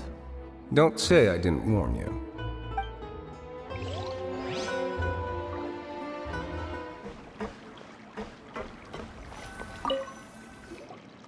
What's all this? Some broken planks and barrels, as well as some liquor bottles? Yes, but have a closer look, Paimon. Even though somebody has purposefully tried to clean them up, these are obviously marks from musket bullets. In other words, someone was here trying to improve their shot. They were using the barrels and bottles for target practice. Could it have been the killer? Your guess is as good as mine. Although many people at Fleuve Cendre own guns, few hide the fact from others. And even fewer would go to such lengths to hide markings from practice shots. Anyway, let's go. There might be more to this. Seems like that's all we'll be able to uncover for today. Paimon feels like we managed to learn a lot more here than up on the surface. Yes, Assuming that everything we found is indeed connected to our suspect, then their timeline was probably something like this. A month ago, our suspect found a gun and took it home to disassemble it. Once he'd figured out its mechanics, he brought it back. In the following weeks, he used some parts to create his own makeshift musket and took it to the Fleuve Cendra for target practice. Then, a few days ago, he found his target and carried out the murder. Once the deed was done, he left a rainbow rose on the body, just like the scene in the novel. That all makes sense to Paimon, but we're still no closer to figuring out the killer's identity! The deceased was a resident of Fleuve Cendra. It's said that he was a poor, solitary man. Yeah, that's also something I'm trying to figure out. If we are indeed following the novel, and there's a story behind the murder, then this murder should be an act of vengeance. But according to our investigation, the deceased didn't have any enemies. He was no saint, but no one's heard of a rival who hated him enough to shoot him dead, much less care to leave a rose on his body. What message is the killer trying to convey, and to whom exactly? We've thoroughly investigated that possibility. He claims to have spent the whole day at the Opera House on the day of the murder, and the staff there have confirmed his account. Okay, so he has an alibi. Not only that, he lacks a credible motive as well. He has a family of his own, and both of his parents are still alive. I've looked into his records. He was adopted at the age of 6, and all the proper procedures were followed. There are also records of him at an orphanage before then. In the story, the mother of the 2 musketeers was murdered after the children turned 10.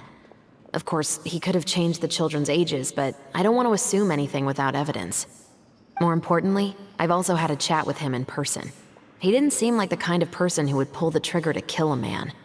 Then, what should we do now? We have all this new information, but it doesn't help us move forward. Investigations take time. I didn't expect us to catch the culprit in just a single day. How about this? Let's spend the next few days filming with the crew. We can continue the investigation once we're done with the film. I'm sure that given time, new leads will present themselves. Wait, but weren't you saying Intel is like small, remote islands in the middle of the sea just a moment ago?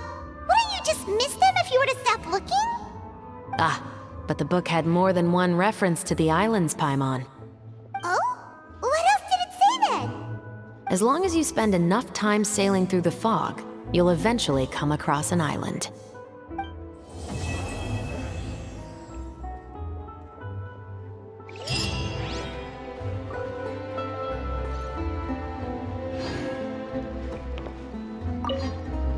What? Never thought that the captain of the security and surveillance patrol could come from the Fleuve Cendra? You mean rising through the ranks? It was a struggle, for sure. But as long as you can distinguish yourself through your accomplishments and skills, you'll eventually be recognized for your worth.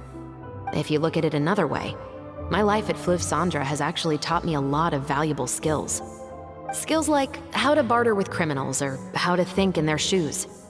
Of course, I'd appreciate it if you could keep this a secret between us.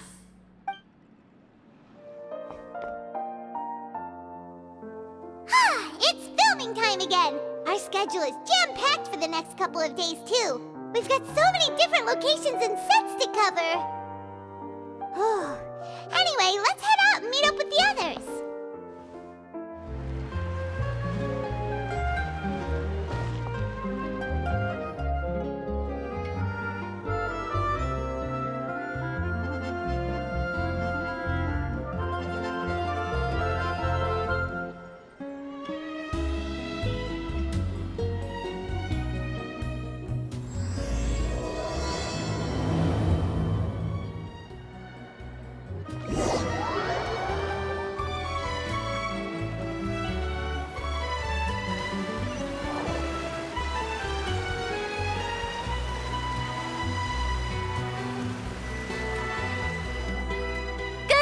Everyone, we're looking to wrap with our 2 main ladies today.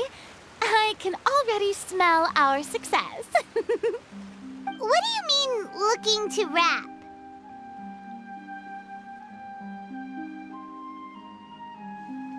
Oh, aren't you the expert now?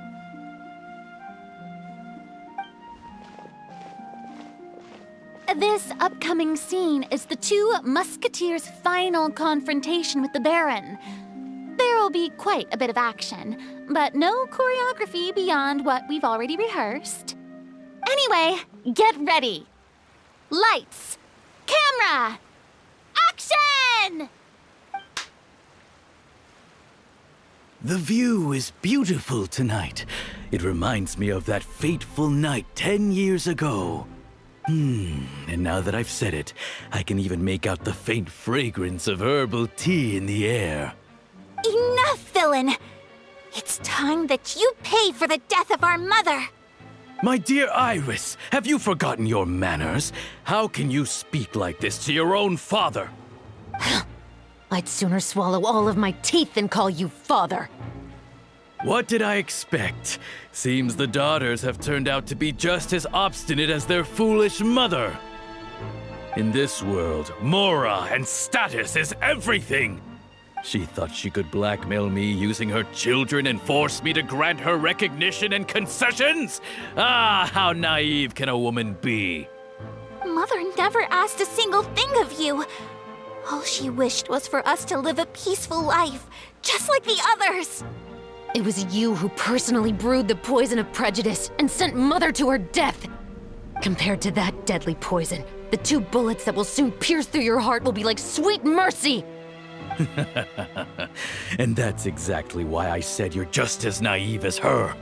Did you really think 2 muskets would be enough to defeat me? So let's see. What is stronger? Mora and power, or the 2 muskets in your hands? Get them! Tulip! There are too many of them! It'll be okay. We'll cover each other, Iris. And Mother will be watching over us, too.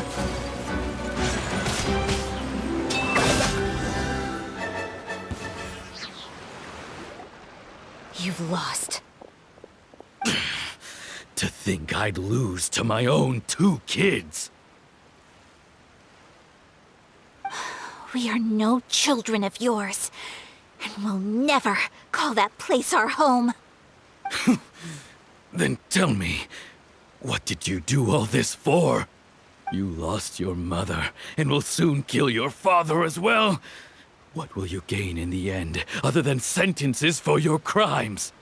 We will gain our long-awaited justice.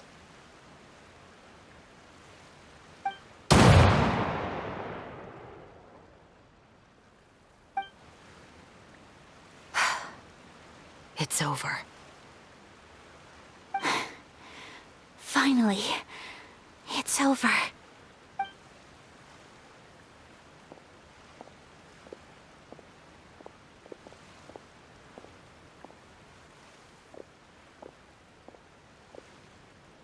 So, where will you go now, Tulip? I'm not too sure, Iris. Maybe somewhere with lots of flowers? After all, Mother always did love going where the blossoms were. What about you? I want to go visit Mother's grave. Yeah, that's not a bad idea. Huh? Tulip, look! What is it? It's Mother's favorite, the rainbow rose. Look, it's blooming again.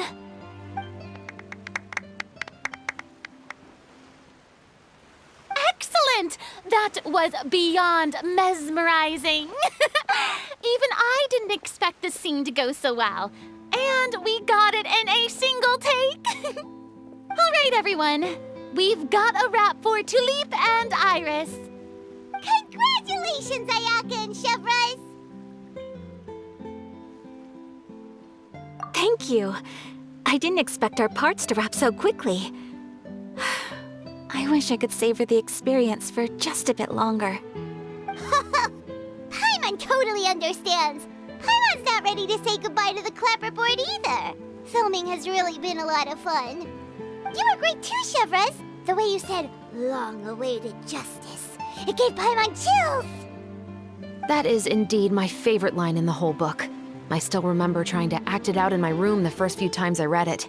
Whoa, Paimon would have never guessed you're that type. Who doesn't like stories where the guilty are punished and justice prevails over evil? Don't forget, I'm the captain of the Special Security and Surveillance Patrol. Captain, I have something urgent to report.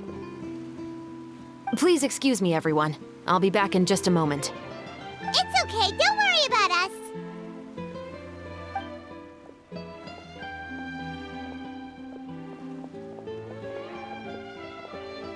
Oh? Was she whisked away by work already? I was just about to tell her how great she did. It seemed like some urgent official business. Then perhaps we should thank the stars that we were able to wrap both of your parts so quickly today. Switching around the filming schedule would have been a real pain. Anyway, I actually came over to let everyone know that we're all done for today. You can go home and get some rest. And one last thing, Miss Ayaka. Your acting skills today were immaculate as always. Are you sure you won't consider taking up full-time acting? See, I just happen to know this great troupe that's still looking for a lead actress. Thank you for your kind words, Director Farina. Unfortunately, there are still many matters that I have to take care of back home at the Yashiro Commission. I cannot remain in Fontaine to pursue an acting career. Nevertheless, I will make sure to treasure this incredible opportunity in my heart. Oh, that's a shame. But I understand. Just let me know if you ever change your mind. I believe it's also about time for me to take my leave. But hopefully I'll see you on set over the next few days. Even though my part's wrapped, I'd still like to swing by and help out the crew. See you tomorrow, Traveler and Paimon. Yep, see you tomorrow! Well, what should we do next? Maybe we'll go investigate the case some more with Chevreuse today. Traveler, Paimon, please come with me. Huh? Where are we going? You could say that our ship has finally chanced upon one of those small, remote islands of intel.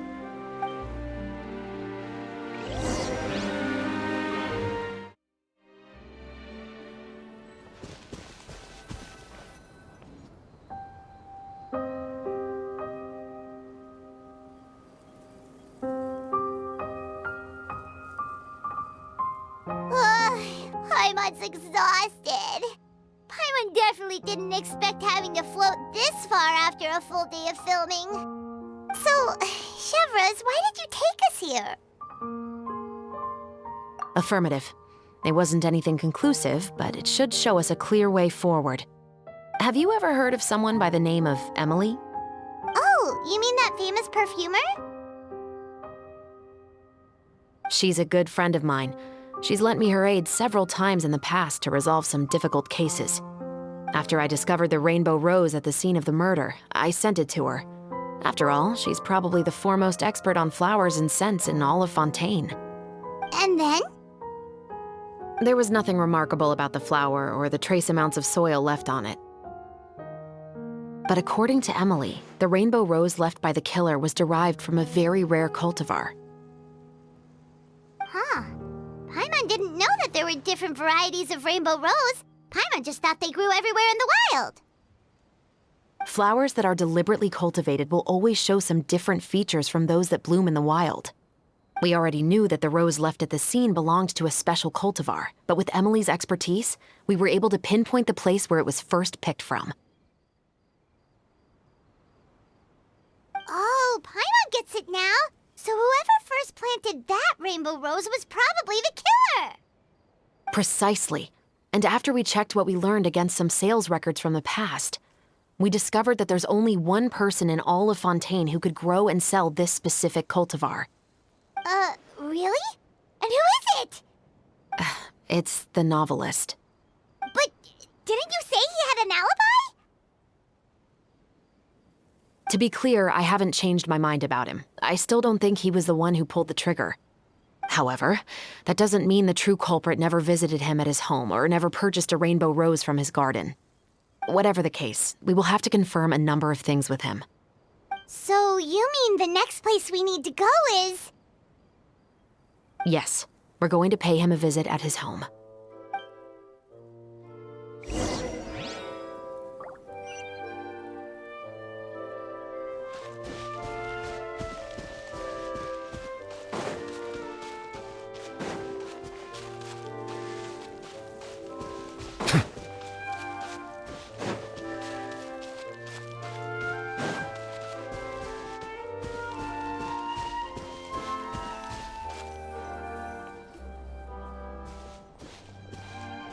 That should be his house. There are so many Gardamex stationed around the place. That's pretty unusual, right? According to what he told me last time we spoke, he hired them so he won't be harassed or disturbed. Huh. So there are a lot of flowers in his garden, but Paimon doesn't think we'll be able to pick one without alerting the Gardamex. Right. Which is exactly why I think there has to be a special connection between him and the killer. So, should we knock? Just wait here for now. I'd like to take care of a number of those Gardamex first. But they're so far away. How are you planning to do that? Don't forget, Paimon, I'm actually the real-life captain of the Musketeers.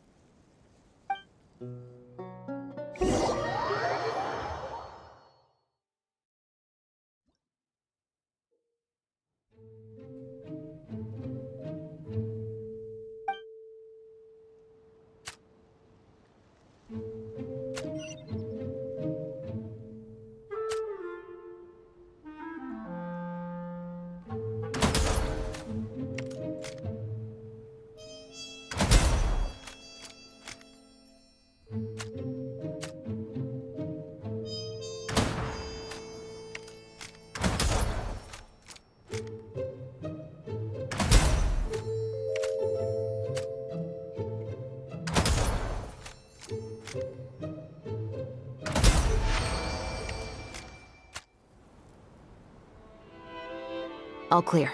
Let's go. Wait! Paimon's a little nervous now that we know he could be the killer.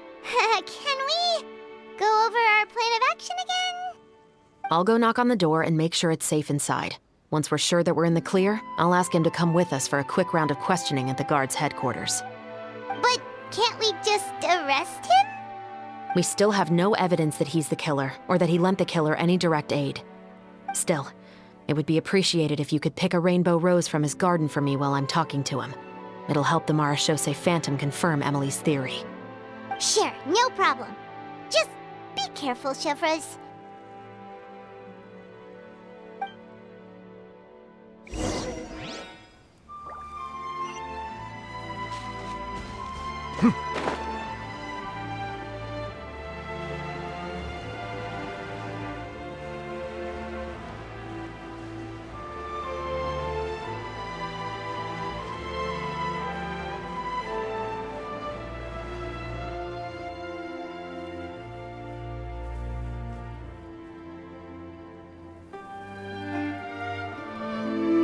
Excuse me, Mr. Baptiste, are you home? Who could it be at this hour? Oh, it's you, Officer Chevreuse. Would you mind accompanying me to the guard's headquarters, Mr. Baptiste? We would like to ask you some questions about a case. Oh, is it still regarding the murder case from before? I cannot confirm or deny that at this time. So it is then. Listen, I need you to come with me, Mr. Baptiste. Miss Chevreuse, I'll save you the trouble. Oh, and you two over there? There's no need for you to pick my flowers either. It's not time for them to bloom yet.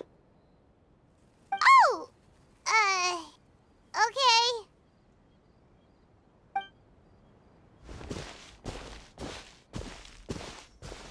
By saving me the trouble, you mean... I will confess, I was the killer. Huh? He just admitted he's guilty! Please relax, everyone. I'm not armed. The musket you're looking for has been buried in my backyard. Then it's my responsibility to inform you, Mr. Baptiste, that everything you say right now will be used as evidence for the inevitable trial. Yes, I am perfectly aware of that. I must say, I hate this feeling. Oh?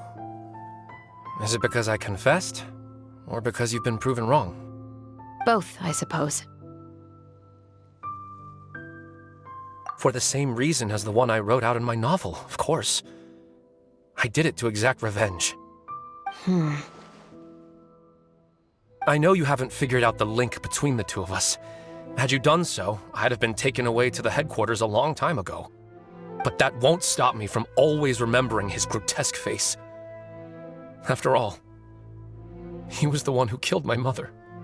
Your mother is still healthy and well. You know, I was adopted as a child. I was referring to my birth mother. That was never recorded in the orphanage's records. Please forgive a 6-year-old child for concocting some lies to protect himself after watching his mother die right in front of him. So, your novel, it was like a record of your life? No, of course not. It was a work of fiction with many embellished parts. But I am indeed the illegitimate son of a wealthy and influential man who abused his power to murder my mother. That part was 100% real. But the man you killed didn't have a Mora to his name. He was a hired assassin, an irredeemable beast who sank his fangs into a defenseless woman just for a few bags of Mora. But if that's really the truth, you wouldn't be telling us any of this now. You still haven't managed to take revenge against your father, the true mastermind behind it all. I never thought I'd hear that kind of thing from the captain of the Special Security and Surveillance Patrol. I'm simply skeptical about your motives. It's simple, really. I've grown tired of everything and don't want to shoulder this burden anymore. You may have considered me too soft to pull the trigger. Well, as it turns out, you are exactly right. I've become overwhelmed by the aftermath of the murder. So you're going to call a stop to your revenge, just like that? The true mastermind is too rich and too powerful for me. I've accepted that I will never be able to avenge my mother alone. And so what? The characters in your book never gave up. Now, Officer Chevreuse, I'm the one who has killed a man, aren't I? Are you trying to convince me to commit another crime? What's your father's name? How do you plan to prove the veracity of all of your claims? Well, I'd like to speak with you privately. Sure. Why don't we speak privately at the guard's headquarters? No, it has to be here. I must ensure that we won't be overheard. Fine. Let's talk here. When I said won't be overheard, I meant by anyone. I would like to speak with you and you alone.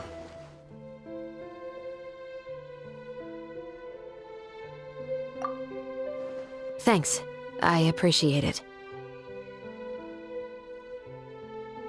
Please stay safe, Chevreuse.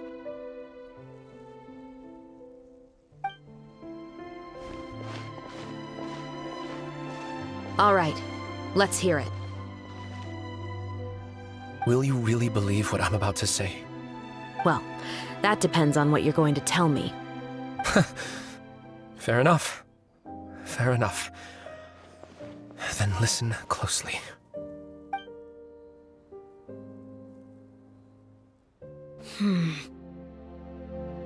So that's how it's all connected. So, it seems you believe me after all. Do you want me to go public with this? No, of course not. At least, not right now. Then why did you bother telling me? You've read my work. What do you think? Even if you were to go public with all of this right now, he'd simply deny everything. It's been too long. Almost 20 years. Anything that could be used as evidence has long faded away. Even if there might have been a solitary island of truth once upon a time, it has long sunk beneath the waves by now. Justice will never find him. Not if you don't try. I know that as the captain of the Special Security and Surveillance Patrol, you will always stand on the side of justice. But do you really think a cushy life in prison really constitutes justice for him? I bet he could lead an extremely comfortable life in the fortress of Meripede. What are you trying to say? I've been observing you from a distance. Your portrayal of the musketeer was exquisite. Pull the trigger of justice against him. Let the villain get what he deserves. You want me to let you go so you may complete your revenge? No, Officer Chevreuse. I know that would be impossible. No. What I'd like is for you to perform the deed on my behalf. Oh, Chevreuse sure is taking her time. What could they be talking about anyway? Oh, Paimon's worried. What if he decided to attack her?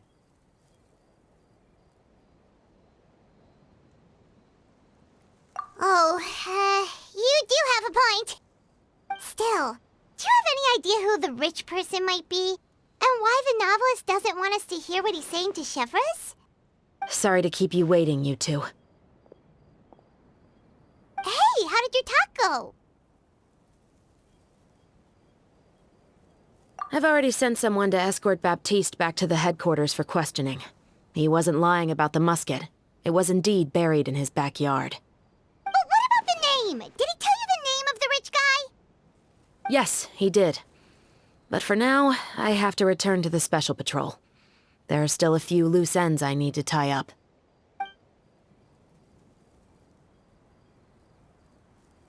I'll probably be quite busy over the next few days, so apologies if you don't see me on set. All right, Paimon understands if you can't tell us everything you know. We'll just keep an eye on the Steambird then. Actually, there's still something else I need your help with.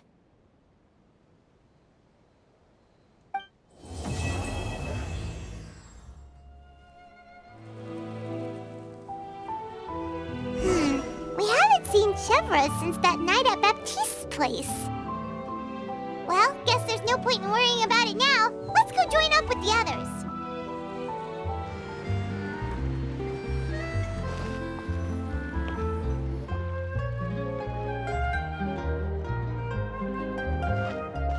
Good morning! Ayaka and I were just talking about you. Is Chevreuse still not joining us today? Probably not. We haven't seen her either. Huh? That's such a pity. Director Farina said that we've only got a few small scenes left before wrapping up the entire thing. She even said that she'll get me into a couple scenes, so everyone will have a chance to shine in front of the camera. We were also planning on having a victory feast once we're all finished filming. You can join us, right? If only Chevreuse was here. I still haven't taken a photo with her. I'm afraid that can't be helped. Those Special Patrol folks are like phantoms when they've got a case on their hands. But to be honest, I'm even more concerned by what I read in the Steambird earlier this morning. It said that the killer in the murder case was none other than the author of the Two Musketeers. Oh yeah, I heard about that too. He came forward and confessed his crimes, but gave no explanation as to why he pulled the trigger. We didn't know about this case at all when we joined the film. Is it going to affect the reception of our work? From a pure publicity standpoint, this will draw a lot more attention to our film. I have to say, though, that no director can be perfectly comfortable with garnering attention through means other than artistic skill. To be fair, I feel like that ship sailed the moment you allowed yourself to be named as the director on our posters. It's not my fault that I'm super popular. What was that saying again? My popularity has,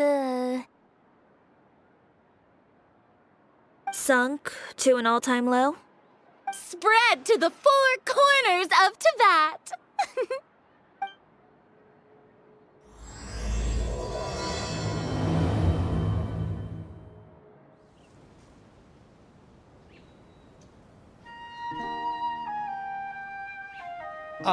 Excuse me, everyone. Hey, feels like it's been ages since we last saw you.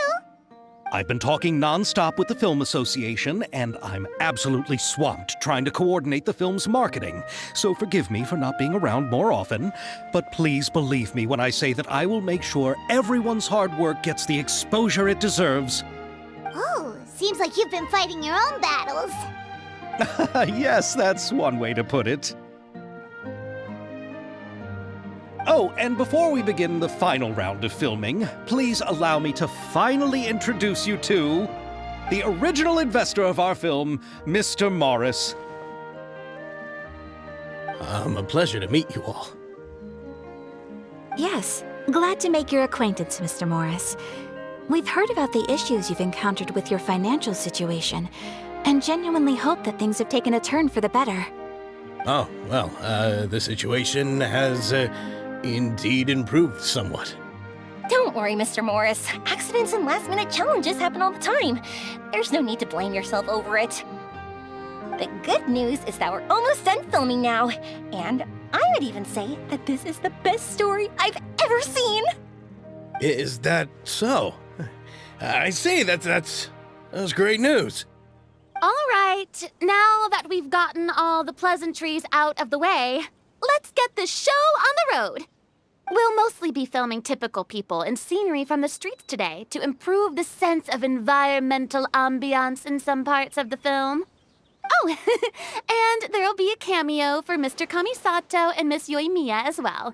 They'll be used to show outsider perspectives on the fates of the two musketeers. That's right. Ayato should be here any minute. Excellent! Then let's start with the scenery shots. Camera and clapper loader, you're up. Yep, we'll be ready. Remember, all we need are some wide zoom shots of the streets. If you happen to find some particularly lovely patches of flowers and grass, feel free to grab some close-ups of those as well. Ready? Lights! Camera! Action! Okay, now move the camera slowly. Try to focus on that flower. What's wrong? Just adjust the focal length a bit. Something the matter?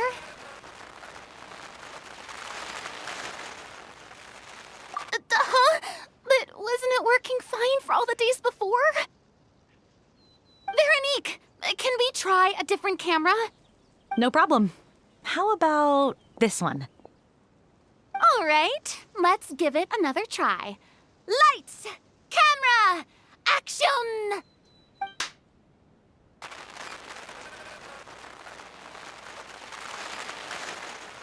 Don't tell me. This one is broken too? Veronique, do we have any other spare ones we can use? I'm afraid we only brought these two today. What? Then go find a workshop to get them repaired right away! Oh, and you too, Bono! Go find our spare camera in the warehouse and bring it back to the set! On it. Greetings, everyone. My apologies for the delay. Is something the matter, Ayaka? It seems like there are some issues with the filming equipment today. We're stuck for the moment. I see. Well, let's not just stand here twiddling our thumbs. Actors, to the makeup booth. We'll start on the next scene as soon as we get a working camera. The people at the workshop told me that the part which holds the lens in place seemed to have fallen off. That's super strange. It was perfectly fine just yesterday. Well, no time to dwell on that now. Let's get back to filming. Ahem! Quiet on set! Places, everyone! Lights! Camera! Action! By the way, have you heard about that recent murder case? Yes, I have. It seems that they've caused quite the commotion in the city. I heard that the chief of the guards is so mad about not catching the culprit that he's about to explode. Oh? I find that quite hard to imagine, considering how he already looks most days. Director, we have a problem. Oh, we're in the middle of a take! Couldn't you wait until we wrapped up this scene? No, Director, our film, all the finalized film that we've been keeping in the case has disappeared. Oh, wait, what did you say? Mr. Bonneau, please take me to where the film was kept right away. I'm coming too. No, Yoimiya, you have to stay here. Oh. Okay, listen up. Everyone who's not working on this current scene can go with Bonneau to look for the film. Everyone else, stay put and wrap up the scene. Unbelievable. How could all these problems happen in just one day? We're back. How did it go? Did you find the film? We found it in the sewers. Huh? In the sewers? Is the film still okay? We discovered it just in time, so we should still be able to salvage it. The others are checking now to see if we lost any specific scenes.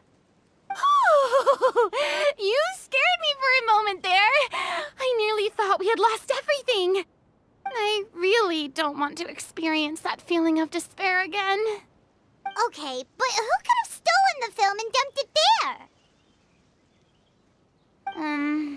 Could it be, some competitors working on other films?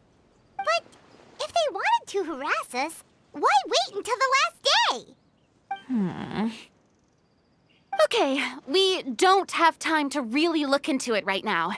Let's strike while the iron is still hot and wrap this thing up once and for all. Yeah, let's finish it.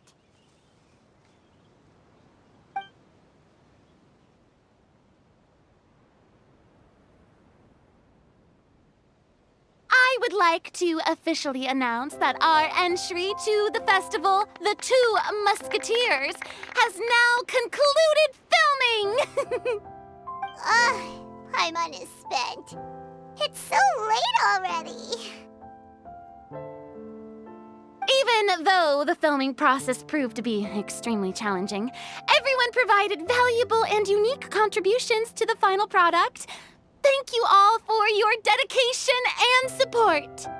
And just like Director Farina, I would also like to extend my most heartfelt thanks to all of you. Really, you've all helped me so much. All right, let's save the awards speech for later and hopefully also get some rehearsals in before the real thing. Anyway, now it's time to party! Let's all make our way to the beach and have a celebration feast so loud and fun that even the blubber beast will want in. Party, party! Paimon wants to party!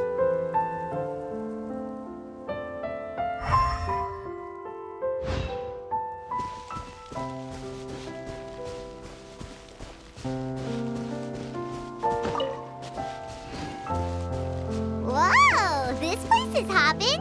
Everyone's finally getting to relax after wrapping up the film. Let's go chat with someone. Have you ever seen a fireworks show, Mr. Morris? It's pretty amazing.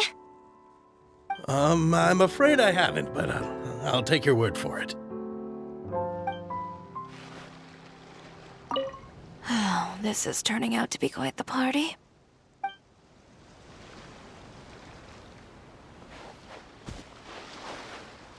I was thinking, if this film turns out to be a success, could I ask the two of you to stay and be a part of my crew? Of course, I'll definitely increase the pay for next time. I'd be more than happy to, Mr. Xavier. Thank you for the offer, Mr. Xavier. But I've made some plans to go on a journey to the other nations once the festival is over. Is that so? Well, then in that case, bon voyage, Miss Veronique. Please feel free to get in touch once you've returned to Fontaine.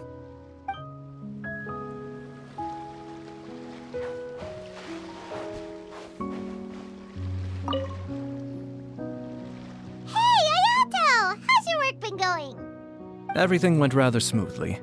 Thank you for your concern. Ayato told me that we've already confirmed the dates for some Inazuma Fontaine cultural exchange events. So the next time we visit, we'll be doing so in our capacities as the representatives of the Yashiro Commission. Oh, that's great! Then maybe Paimon will be able to find Fontaine detective novels in Inazuma from now on! Oh, wait. Wouldn't Yaimiko get upset if that happens? That would be stealing some of her business. You've got a point. She's always complaining that light novels have become bland and too predictable after all. The cultural exchange won't only feature literatures of both nations, of course. We have also made plans for cross-cultural engagements in the fields of gourmet cuisine, toy making, and artisan craftsmanship. Whoa! Paimon's getting super excited now! When the time comes, be sure to visit and participate in all the events.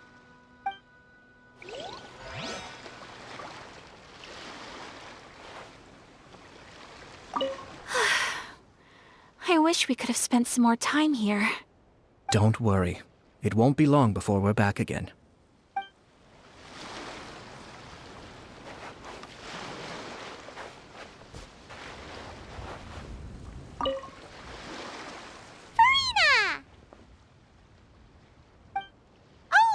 My darling clapper loader and camera operator, you've both worked really hard. Paimon thinks you worked even harder than us. Honestly, Paimon was getting a little tired of playing with the clapperboard by the end of it. Worst of all, Paimon started having dreams of you shouting, "Lights, camera, action!" into Paimon's ears. The actual dream can't even start until you've yelled that. Hey, if anything, shouldn't I be more grand and delightful than your dreams? We've been through so much together, and that's how your brain remembers me? That's not Paimon's fault. We've just used the clapperboard too much lately. Anyway, what's most important is that we wrapped the film. I'm pretty confident that we'll take first prize. Hey, no need to mention the official name. Wait, now that you mention it, if we did win the prize, would Farina just get a statue of herself? Come on, I don't need that kind of attention. Xavier can accept the reward on our behalf. But just imagine! Farina accepting the Farina Award and holding a Farina statue. I'm going back to my dessert now. You all can keep discussing that on your own.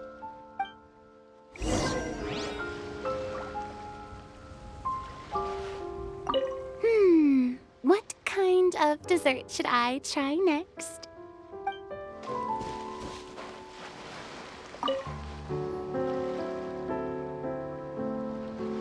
Chiori!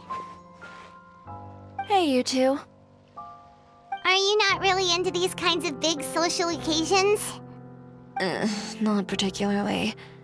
But this is still better than Fontaine Fashion Week.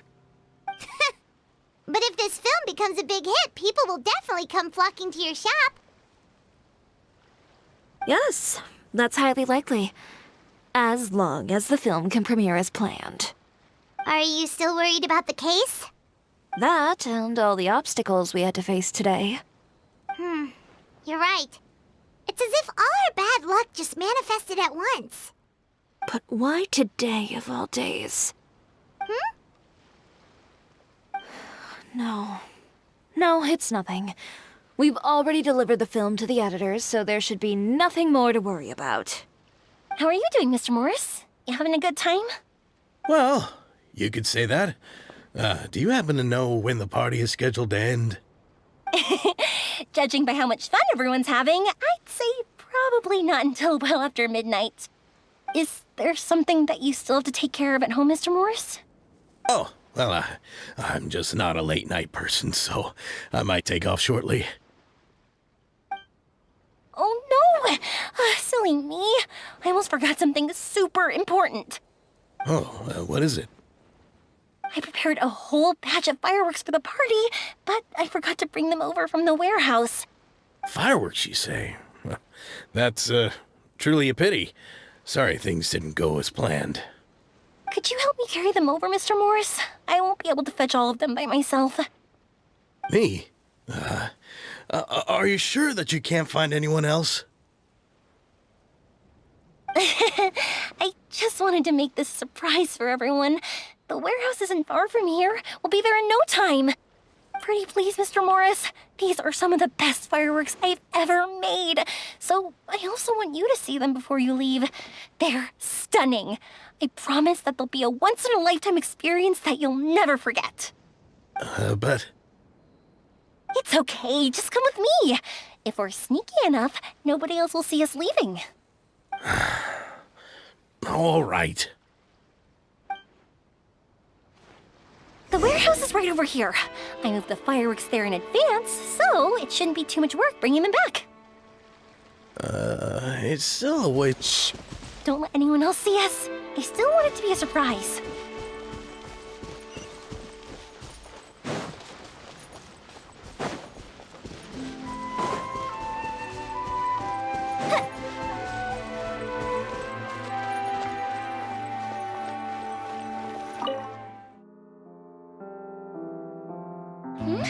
It's dark in here. Wait here, Mr. Morris. I think the light switch should be somewhere over here.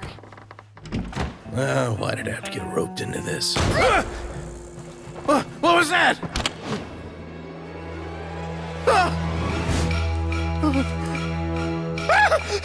Who's there? Get me out! Get me out of here! Did you really think you'd get away, Morris?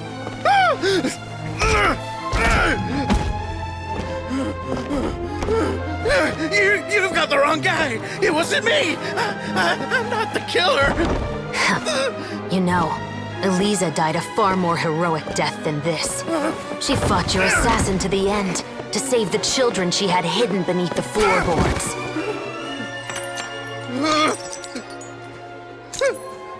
That is Eliza's pendant. The one with a photo of you two inside. The one you gave her. Ring any bells? It's a fake! It has to be! There's no way! No way your assassin didn't destroy it, you mean?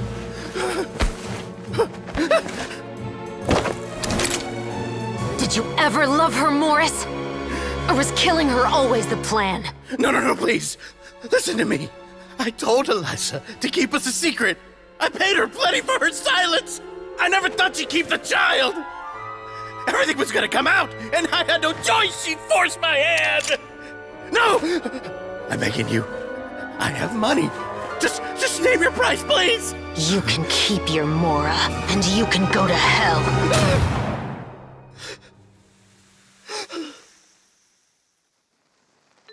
I'm Captain Chevreuse of the Special Patrol. Morris, you're under arrest for Eliza's murder. Huh?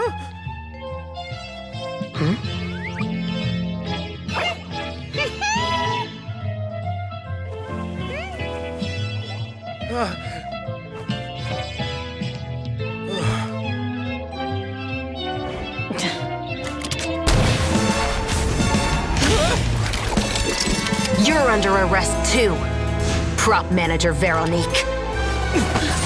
Or perhaps I should call you the Second Musketeer.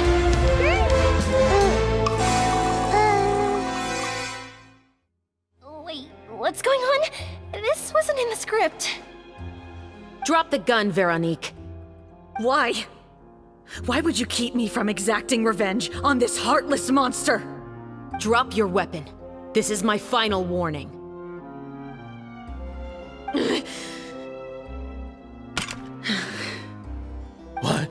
What is going on?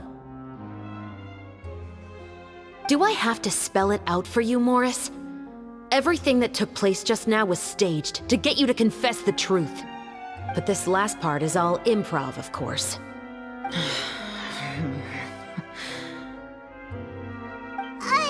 Chevreuse, you told us you wanted us to help you stage a play. You never said anything about the Second Musketeer.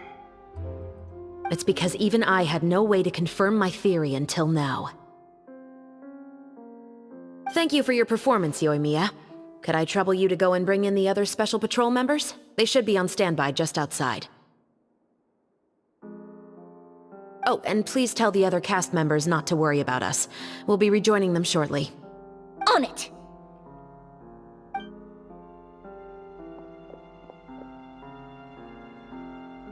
So what do you think, Morris? Care to talk about what happened 20 years ago? My patience is limited, you know. Don't force me to take you back to the interrogation room. I'd wager that you wouldn't last for more than a minute in there. With the recording we made, you have no chance of winning in court. Cooperating with us now is the most practical move. All right. I'll talk. I hired an assassin to murder Elisa.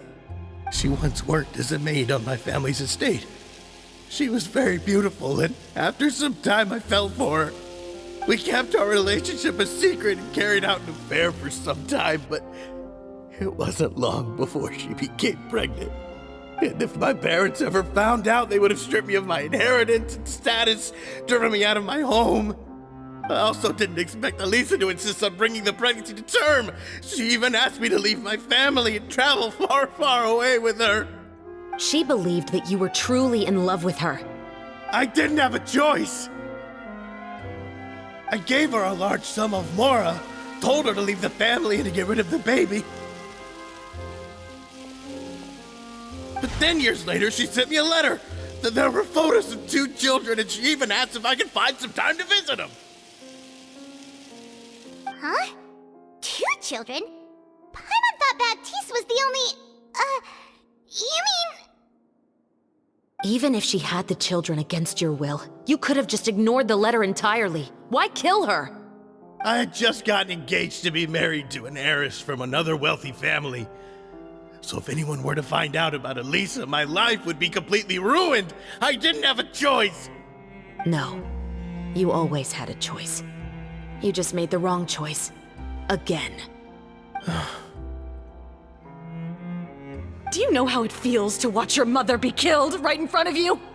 My brother and I were hardly even school age yet. We were hidden beneath the floorboards, grasping each other's hands like a lifeline. We were so terrified that we didn't even know we could ever take a breath. All we could do was to watch Mother try to fight back, and then collapse to the floor. Even after the assassin left, we were still too terrified to leave our hiding spot. We thought that he might come back. It was only until the next evening when we finally climbed out and gathered around our mother. But she had already become cold and stiff to the touch. You made up your mind right then and there to bring this case to light. Not only that, we resolved to get our revenge. And that's why you became the Musketeers. No, that's why I became a Musketeer. The man from before was also killed by me. My brother had nothing to do with it. I figured as much. You did? I once told these two that he didn't look like a killer to me. His confession from that night also rubbed me the wrong way. I think what really tipped me off was, how could I not feel a sense of regret in him? Huh? He confessed faster than any criminal I've ever met, but he didn't say a single word about you. He insisted that he was the sole perpetrator in the case. But after the questioning ended, I disassembled the musket we dug up from his backyard, put it in front of him, and told him to reassemble it. Wanna guess how far he got? He had no idea where to even start. He's never touched a gun in his life. Based on that, I determined that he was not acting alone.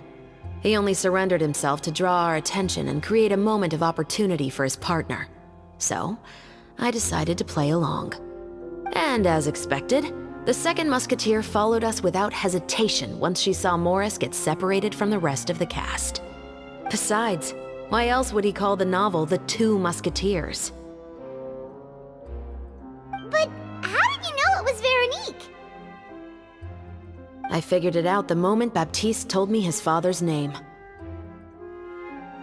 That so-called financial crisis was all just a ruse. He just wanted to sign up as the investor and then leave the film without any source of funding. After all, he has a vested interest in minimizing the reach of this story. It's really just the same thing as what he did to Elisa all those years ago. Human scum. But then Xavier pulled out all the stops and got the film made against all odds. Morris couldn't have that. With the killer in custody, he figured it was safe to act. And so he came to visit the set today, just as I expected.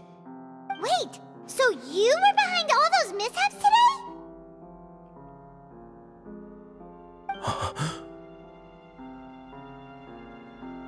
As for the identity of the second musketeer, I assumed they'd probably stay close to Morris and look for an opening. And if they already knew that Morris was the film's investor, then that narrowed the list of potential suspects as well. Furthermore, being the props manager would allow the culprit to avoid scrutiny by purchasing mechanical parts in the name of the crew.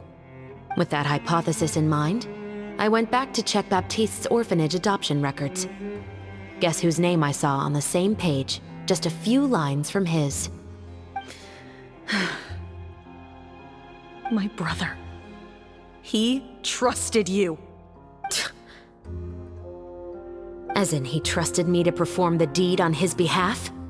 He trusted you to stand on the side of justice. I am. I thought you could do it as well. Oh, the look on your face when you told him to go to hell. I really thought you'd put a bullet in his brain. You know what he has done. Are you telling me that you'd rather see him spend the rest of his life living like a king in the fortress of Meripede? I will never be able to forget the feeling of my mother's cold, lifeless hands. And you would call this ending fair? Is this what you call justice? I won't lie, Veronique. I did hesitate when your brother first told me about the truth. I wondered. I agonized over whether I should really put a bullet in his head. So why don't you? Because that should never be how justice is carried out in this world. Perhaps, to you, justice is simply reciprocated. An eye for an eye, and a life for a life. But everyone has their own understanding of justice. If everyone were to pursue their own definition of it, there would be no more order in this world. Today, you'll kill Morris, and tomorrow, his children may come for you. The world cannot render judgments based on a desire for revenge. That will only lead to a cycle of revenge, as well as the destruction of order and civilized society. Fontaine is founded on a set of laws and a standardized code of justice. That is why we are the nation of justice. But with all that said, I will promise you this. Morris will not lead a cushy life in the fortress of Meripede. Chevreuse, the rest of the special patrol is here. Thank you so much, Yoimiya. Letelier, Terena, please take them away.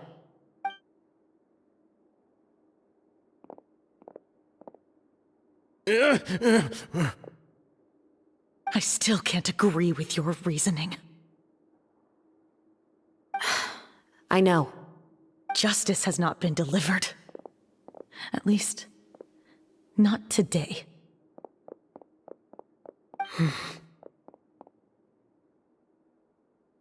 Chevreuse. Let's go. We should give an explanation to the crew. Thank you for your concern. I'm fine. I'm just thinking about the things in life that have driven people to take justice into their own hands.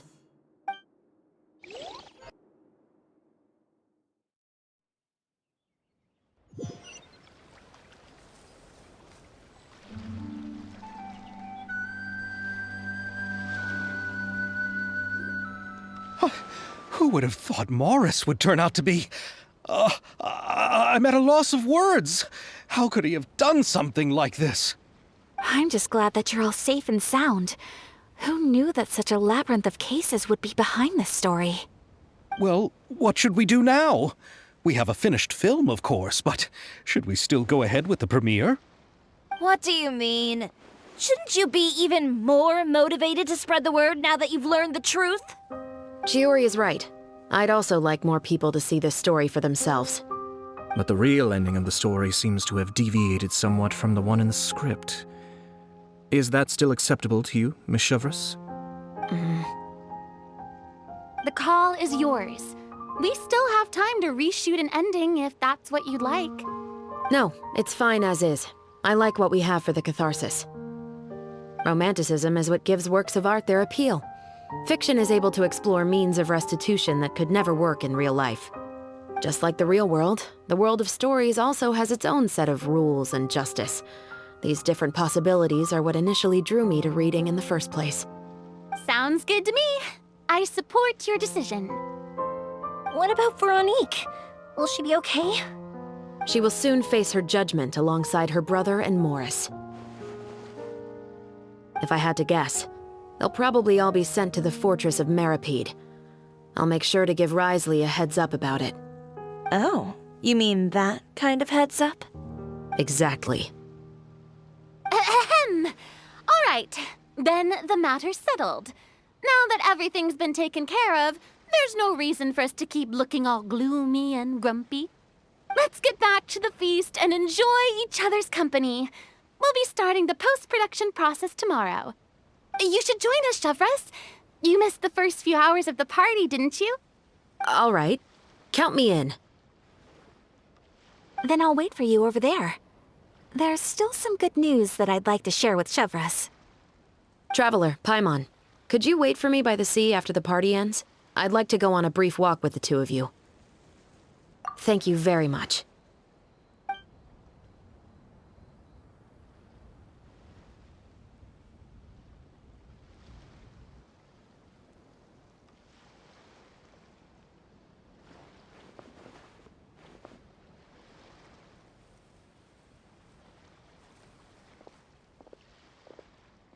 Sorry for the wait. Oh, we weren't waiting long at all. Is there something else you wanted to tell us? No, I don't have anything new to share. I just felt that since you were my investigation partners, I should have another conversation with the two of you.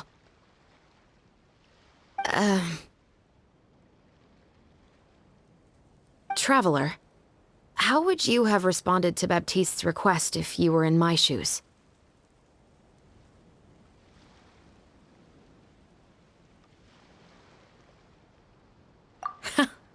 Just like the protagonist of the story, huh? Can't say it doesn't suit you. When I was young, my father often took me here to swim. We'd come rain or shine, even when it was freezing cold. He told me that swimming was the best activity to train one's strength of will. You could never give up before reaching the shore, especially when the water was cold. Oh? Why's that? Because the moment you give up would be the moment you die. At that point, I still hadn't received my vision. One winter, the chilly wind felt almost like knives on my skin, and the seawater was so frigid that it numbed my toes the moment I stepped in. I cried and begged my father to spare me from having to swim across, but he wouldn't listen.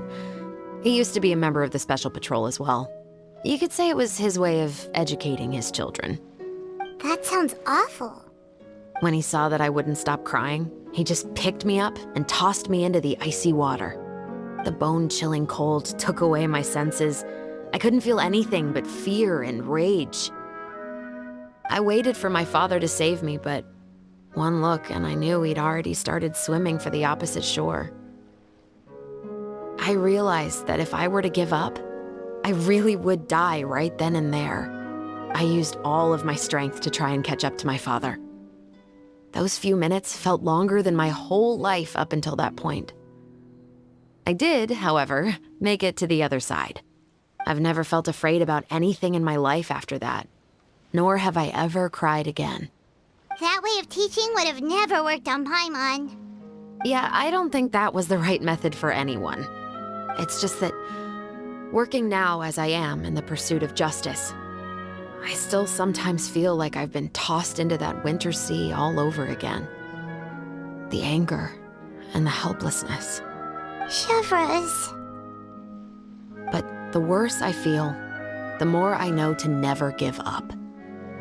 The alternative would be to forever lose myself among the waves. Anyway, how about a race? Neither of us will drown, but we can still see who swims faster. You guys go ahead! Paimon will grab the clapperboard to mark the start of the race.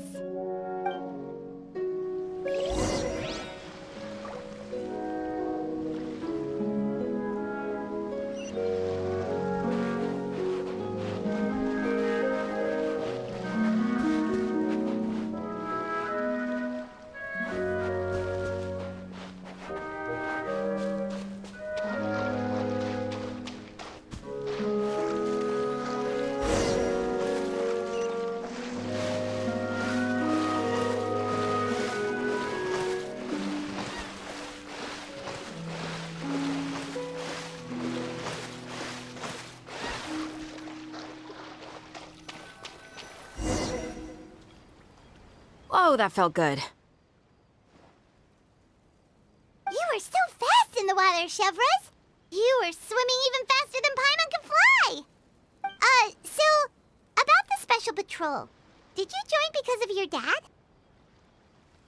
Partly, but I'd say I was more inspired by the heroes I read about in stories growing up.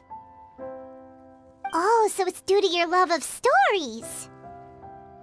Of course, it was only after I joined the Special Patrol that I learned that truth is often stranger than fiction. Come on, let's walk a bit more.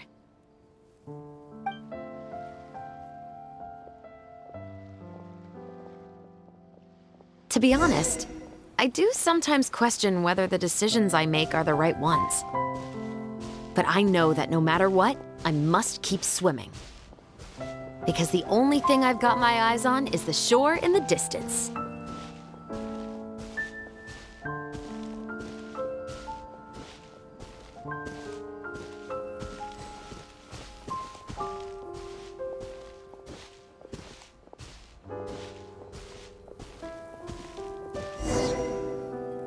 Thank you for coming on this walk with me.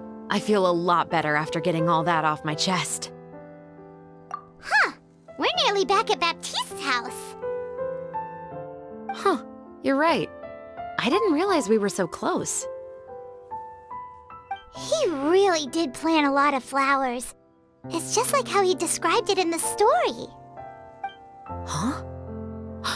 Wait. Paimon, Traveler, look! The rainbow roses in the garden. They're in full bloom now.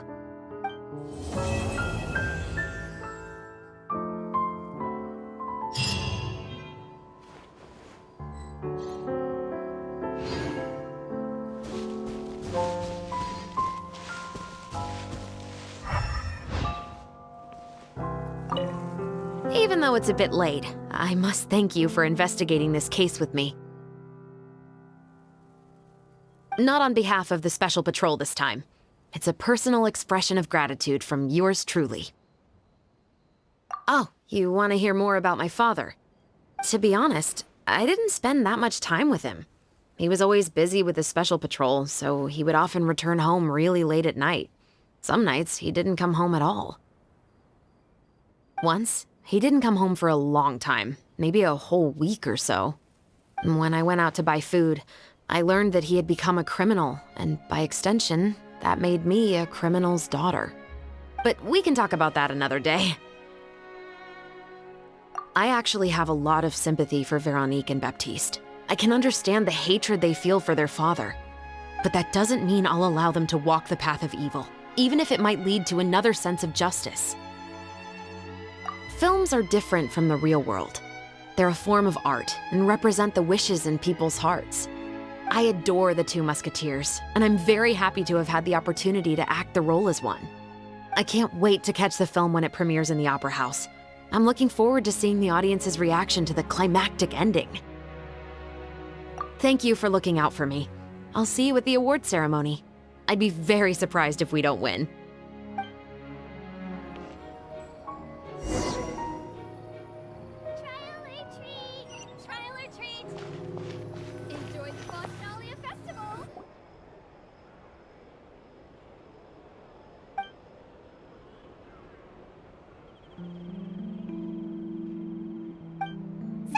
It's been a while. Hey there, you two! Sorry I've been scarce. I've been buried in marketing and preparing the film for release ever since we wrapped post-production. The award ceremony is today, right? Paimon wonders if we'll win the Farina Award. I'd give it a 90% chance. Farina! Oh, Paimon didn't know you were already here.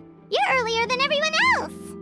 I'm sure the others will also be here in no time. Xavier, if we end up getting called on stage, shouldn't you come up with a name for our crew? What?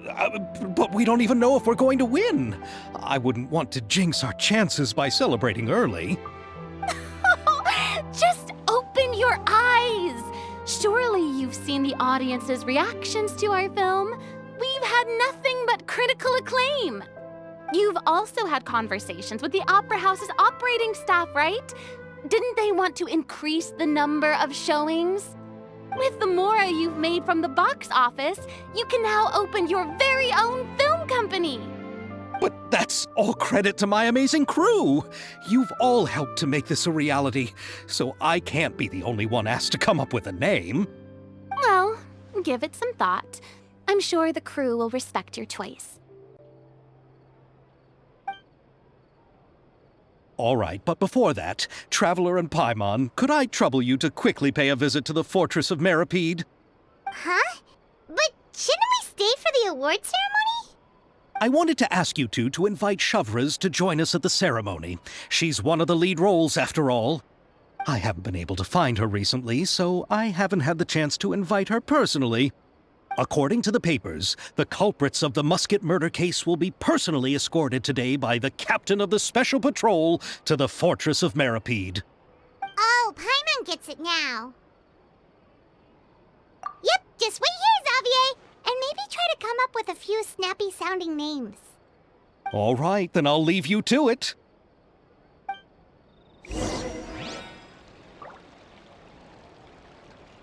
Will we really win an award? Trust me. When have I ever been wrong about something like this?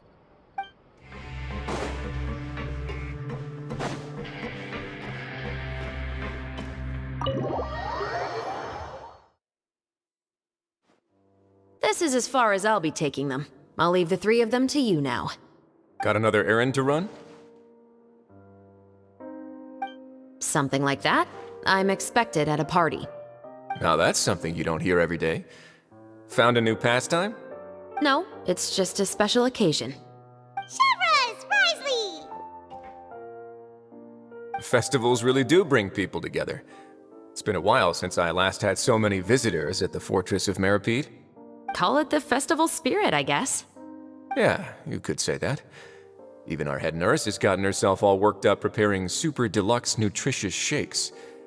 Just one gulp and you'll have met all your nutrition needs. Were you talking about work just now?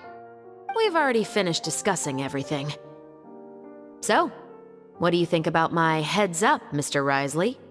I believe I haven't yet made any promises or guarantees. But you also didn't shoot me down. Here, how about this?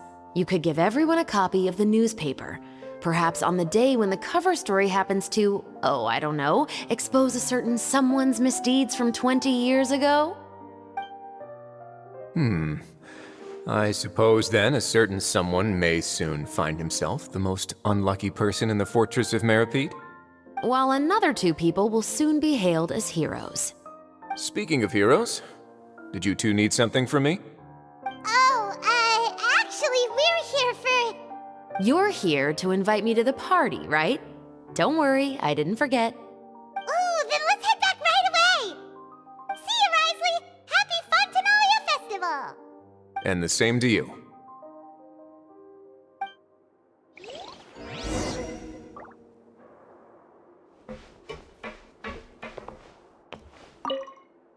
Please, go and enjoy the festival.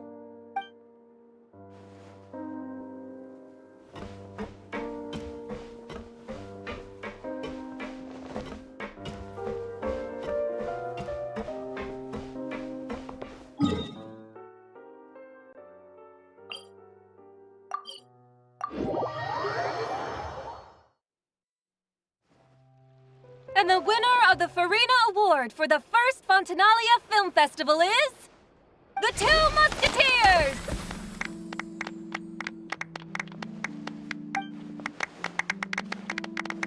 We won! We really won! Congratulations, Mr. Xavier. We won? I can't believe it! I really can't thank all of you enough! See? My takes on Fontaine's entertainment industry have never been wrong. Now, please welcome to the stage the producer of The Two Musketeers, Mr. Xavier!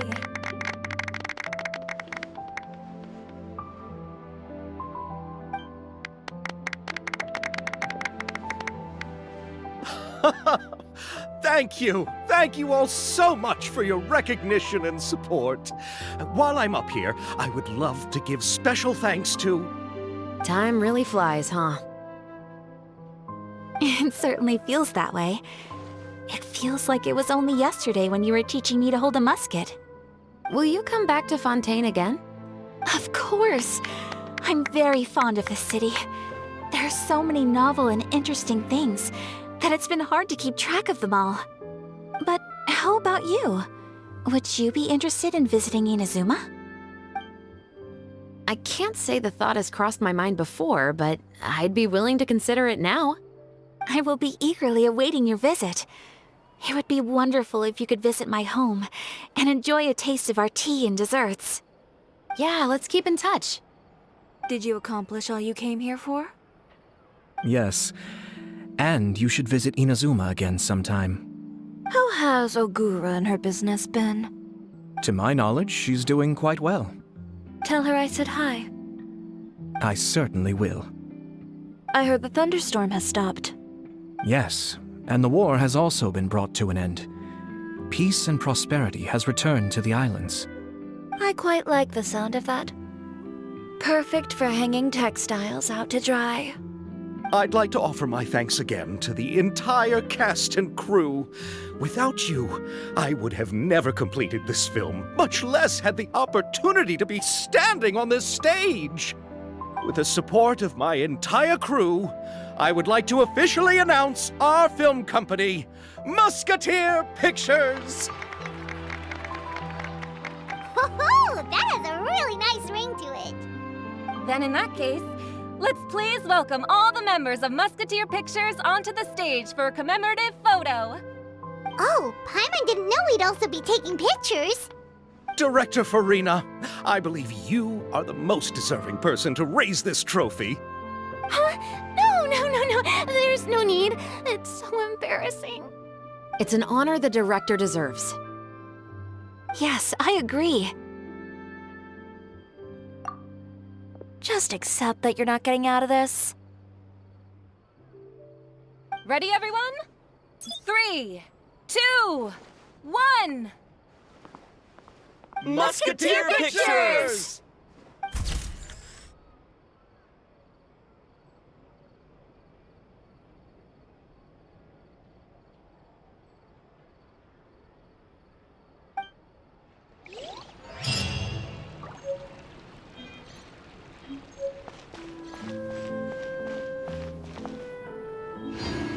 Miss Yoimiya, we haven't had the chance to talk, but please accept my thanks for everything you've done over the past few days. Oh, but I feel like I didn't do anything out of the ordinary. I'm very grateful for your assistance during that special performance in the warehouse. It was always going to be somewhat risky, to engage and draw away Morris all on your own. You're only a civilian and have never been trained to act in such a dangerous situation. Don't say it like that. As the director's assistant, it was my duty to help out the crew however I could. It was an honor to help you solve the case. I have to admit, though, my heart was thumping super hard the entire time I was laying on the ground. I was scared that everyone would notice. You did great. Oh, and before I forget, if you ever visit Inazuma, please come and pay a visit to Naganohara Fireworks. I'll make some fireworks for you. I even know what shape I'd make. I'm guessing a musket. Telling you now would ruin the surprise. If you really want to see it, just come and visit me. Lady Farina, please allow me to take just one more photo of you. I would also love to get your autograph, just as a memento of our time together on the crew. Hey, I've had enough of the camera flashes from when we were all up on stage. But, Lady Farina, you are the best director I've ever met! The most photogenic maiden in all of Fontaine! This kind of lively and celebratory setting is exactly where you shine. I believe all photographers would agree. Come, the brightest star of our land! Show us your light! The camera is waiting to sing praises of your beauty! Well, I'm flattered, but... All right. I'll humor you and try a few more different poses. But I don't have to hold the trophy, right? Of course. You may pose however you like. Thank you so much. Thank you so much. By the heavens, my luck has been beyond belief. I'm having a hard time coming to terms with it now. Oh.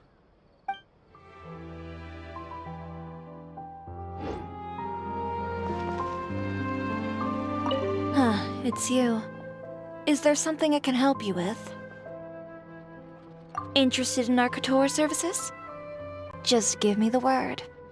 Thanks to you, we were also able to premiere the film in time. Its success has increased the reach of my brand. There's no need to be humble. You helped Xavier and Chevreuse, and even Chrarcter told me many good things about you. They are all my friends. You've done far more than what you give yourself credit for. I am merely a fashion designer. I don't have anything else I moonlight as. But when you run a business, it's inevitable that as you make more friends, you'll also encounter all sorts of thorny issues. You scratch my back, I'll scratch yours. It's just the common sense of business. Xavier's over the moon now that he's actually won the Farina Award. Maybe I'll actually find him in the fountain the next time I see him. The demand for couture at my boutique has also increased. So much so that I don't have enough staff to handle it. Looks like I'm one step closer to achieving my dream. Anyway, you will always be welcome at Chiori Boutique. I would love to see you both again at the upcoming Fontaine Fashion Week as well. Okay, see you around.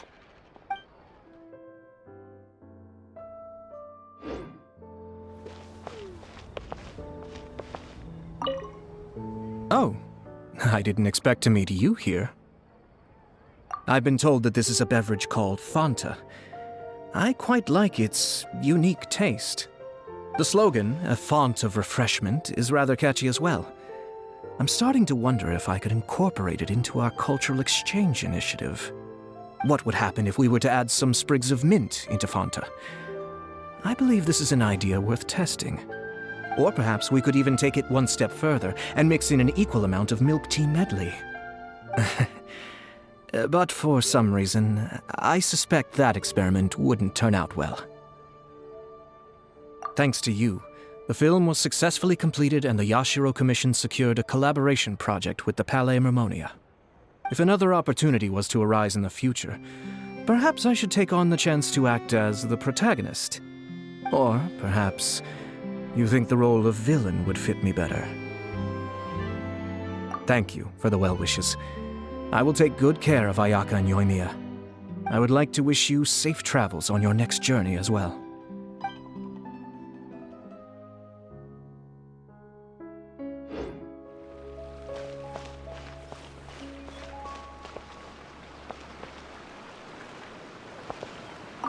I'm so glad we were able to complete the film.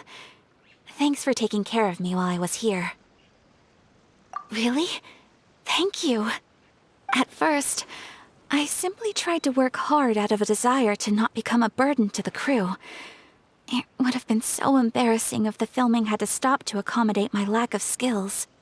But Director Farina was both patient and knowledgeable, and Chevreuse and Elaine taught me a lot about the scenes and details. It was all thanks to their help that I was able to grow comfortable with the role. And even with all of that said, I still got a little flustered with praise. Especially since everyone, including you, were complimenting me at the end. Yes, I visited many places with Yoimiya in between the filming sessions. The elegant streets, the beautiful flowers and greenery, and the dreamlike underwater world. Everything I saw will shine like stars in my memories. It also brings me joy to think that perhaps you've marveled at those exact wonders as well. It's nothing at all. I don't often have the opportunity to wander out into the world like this. Not only did I make many new friends during this trip, I also picked up many new skills from everyone around me. I will cherish this experience greatly. Oh, And I'm also going to bring some conch madeleines back to the Yashiro Commission as a gift. If we could enjoy them with some coffee, perhaps it'll feel as if I'd never left Fontaine at all. Thank you for looking out for me. Please do take care of yourself during your adventures as well. If the stars align, we'll see each other in Inazuma again.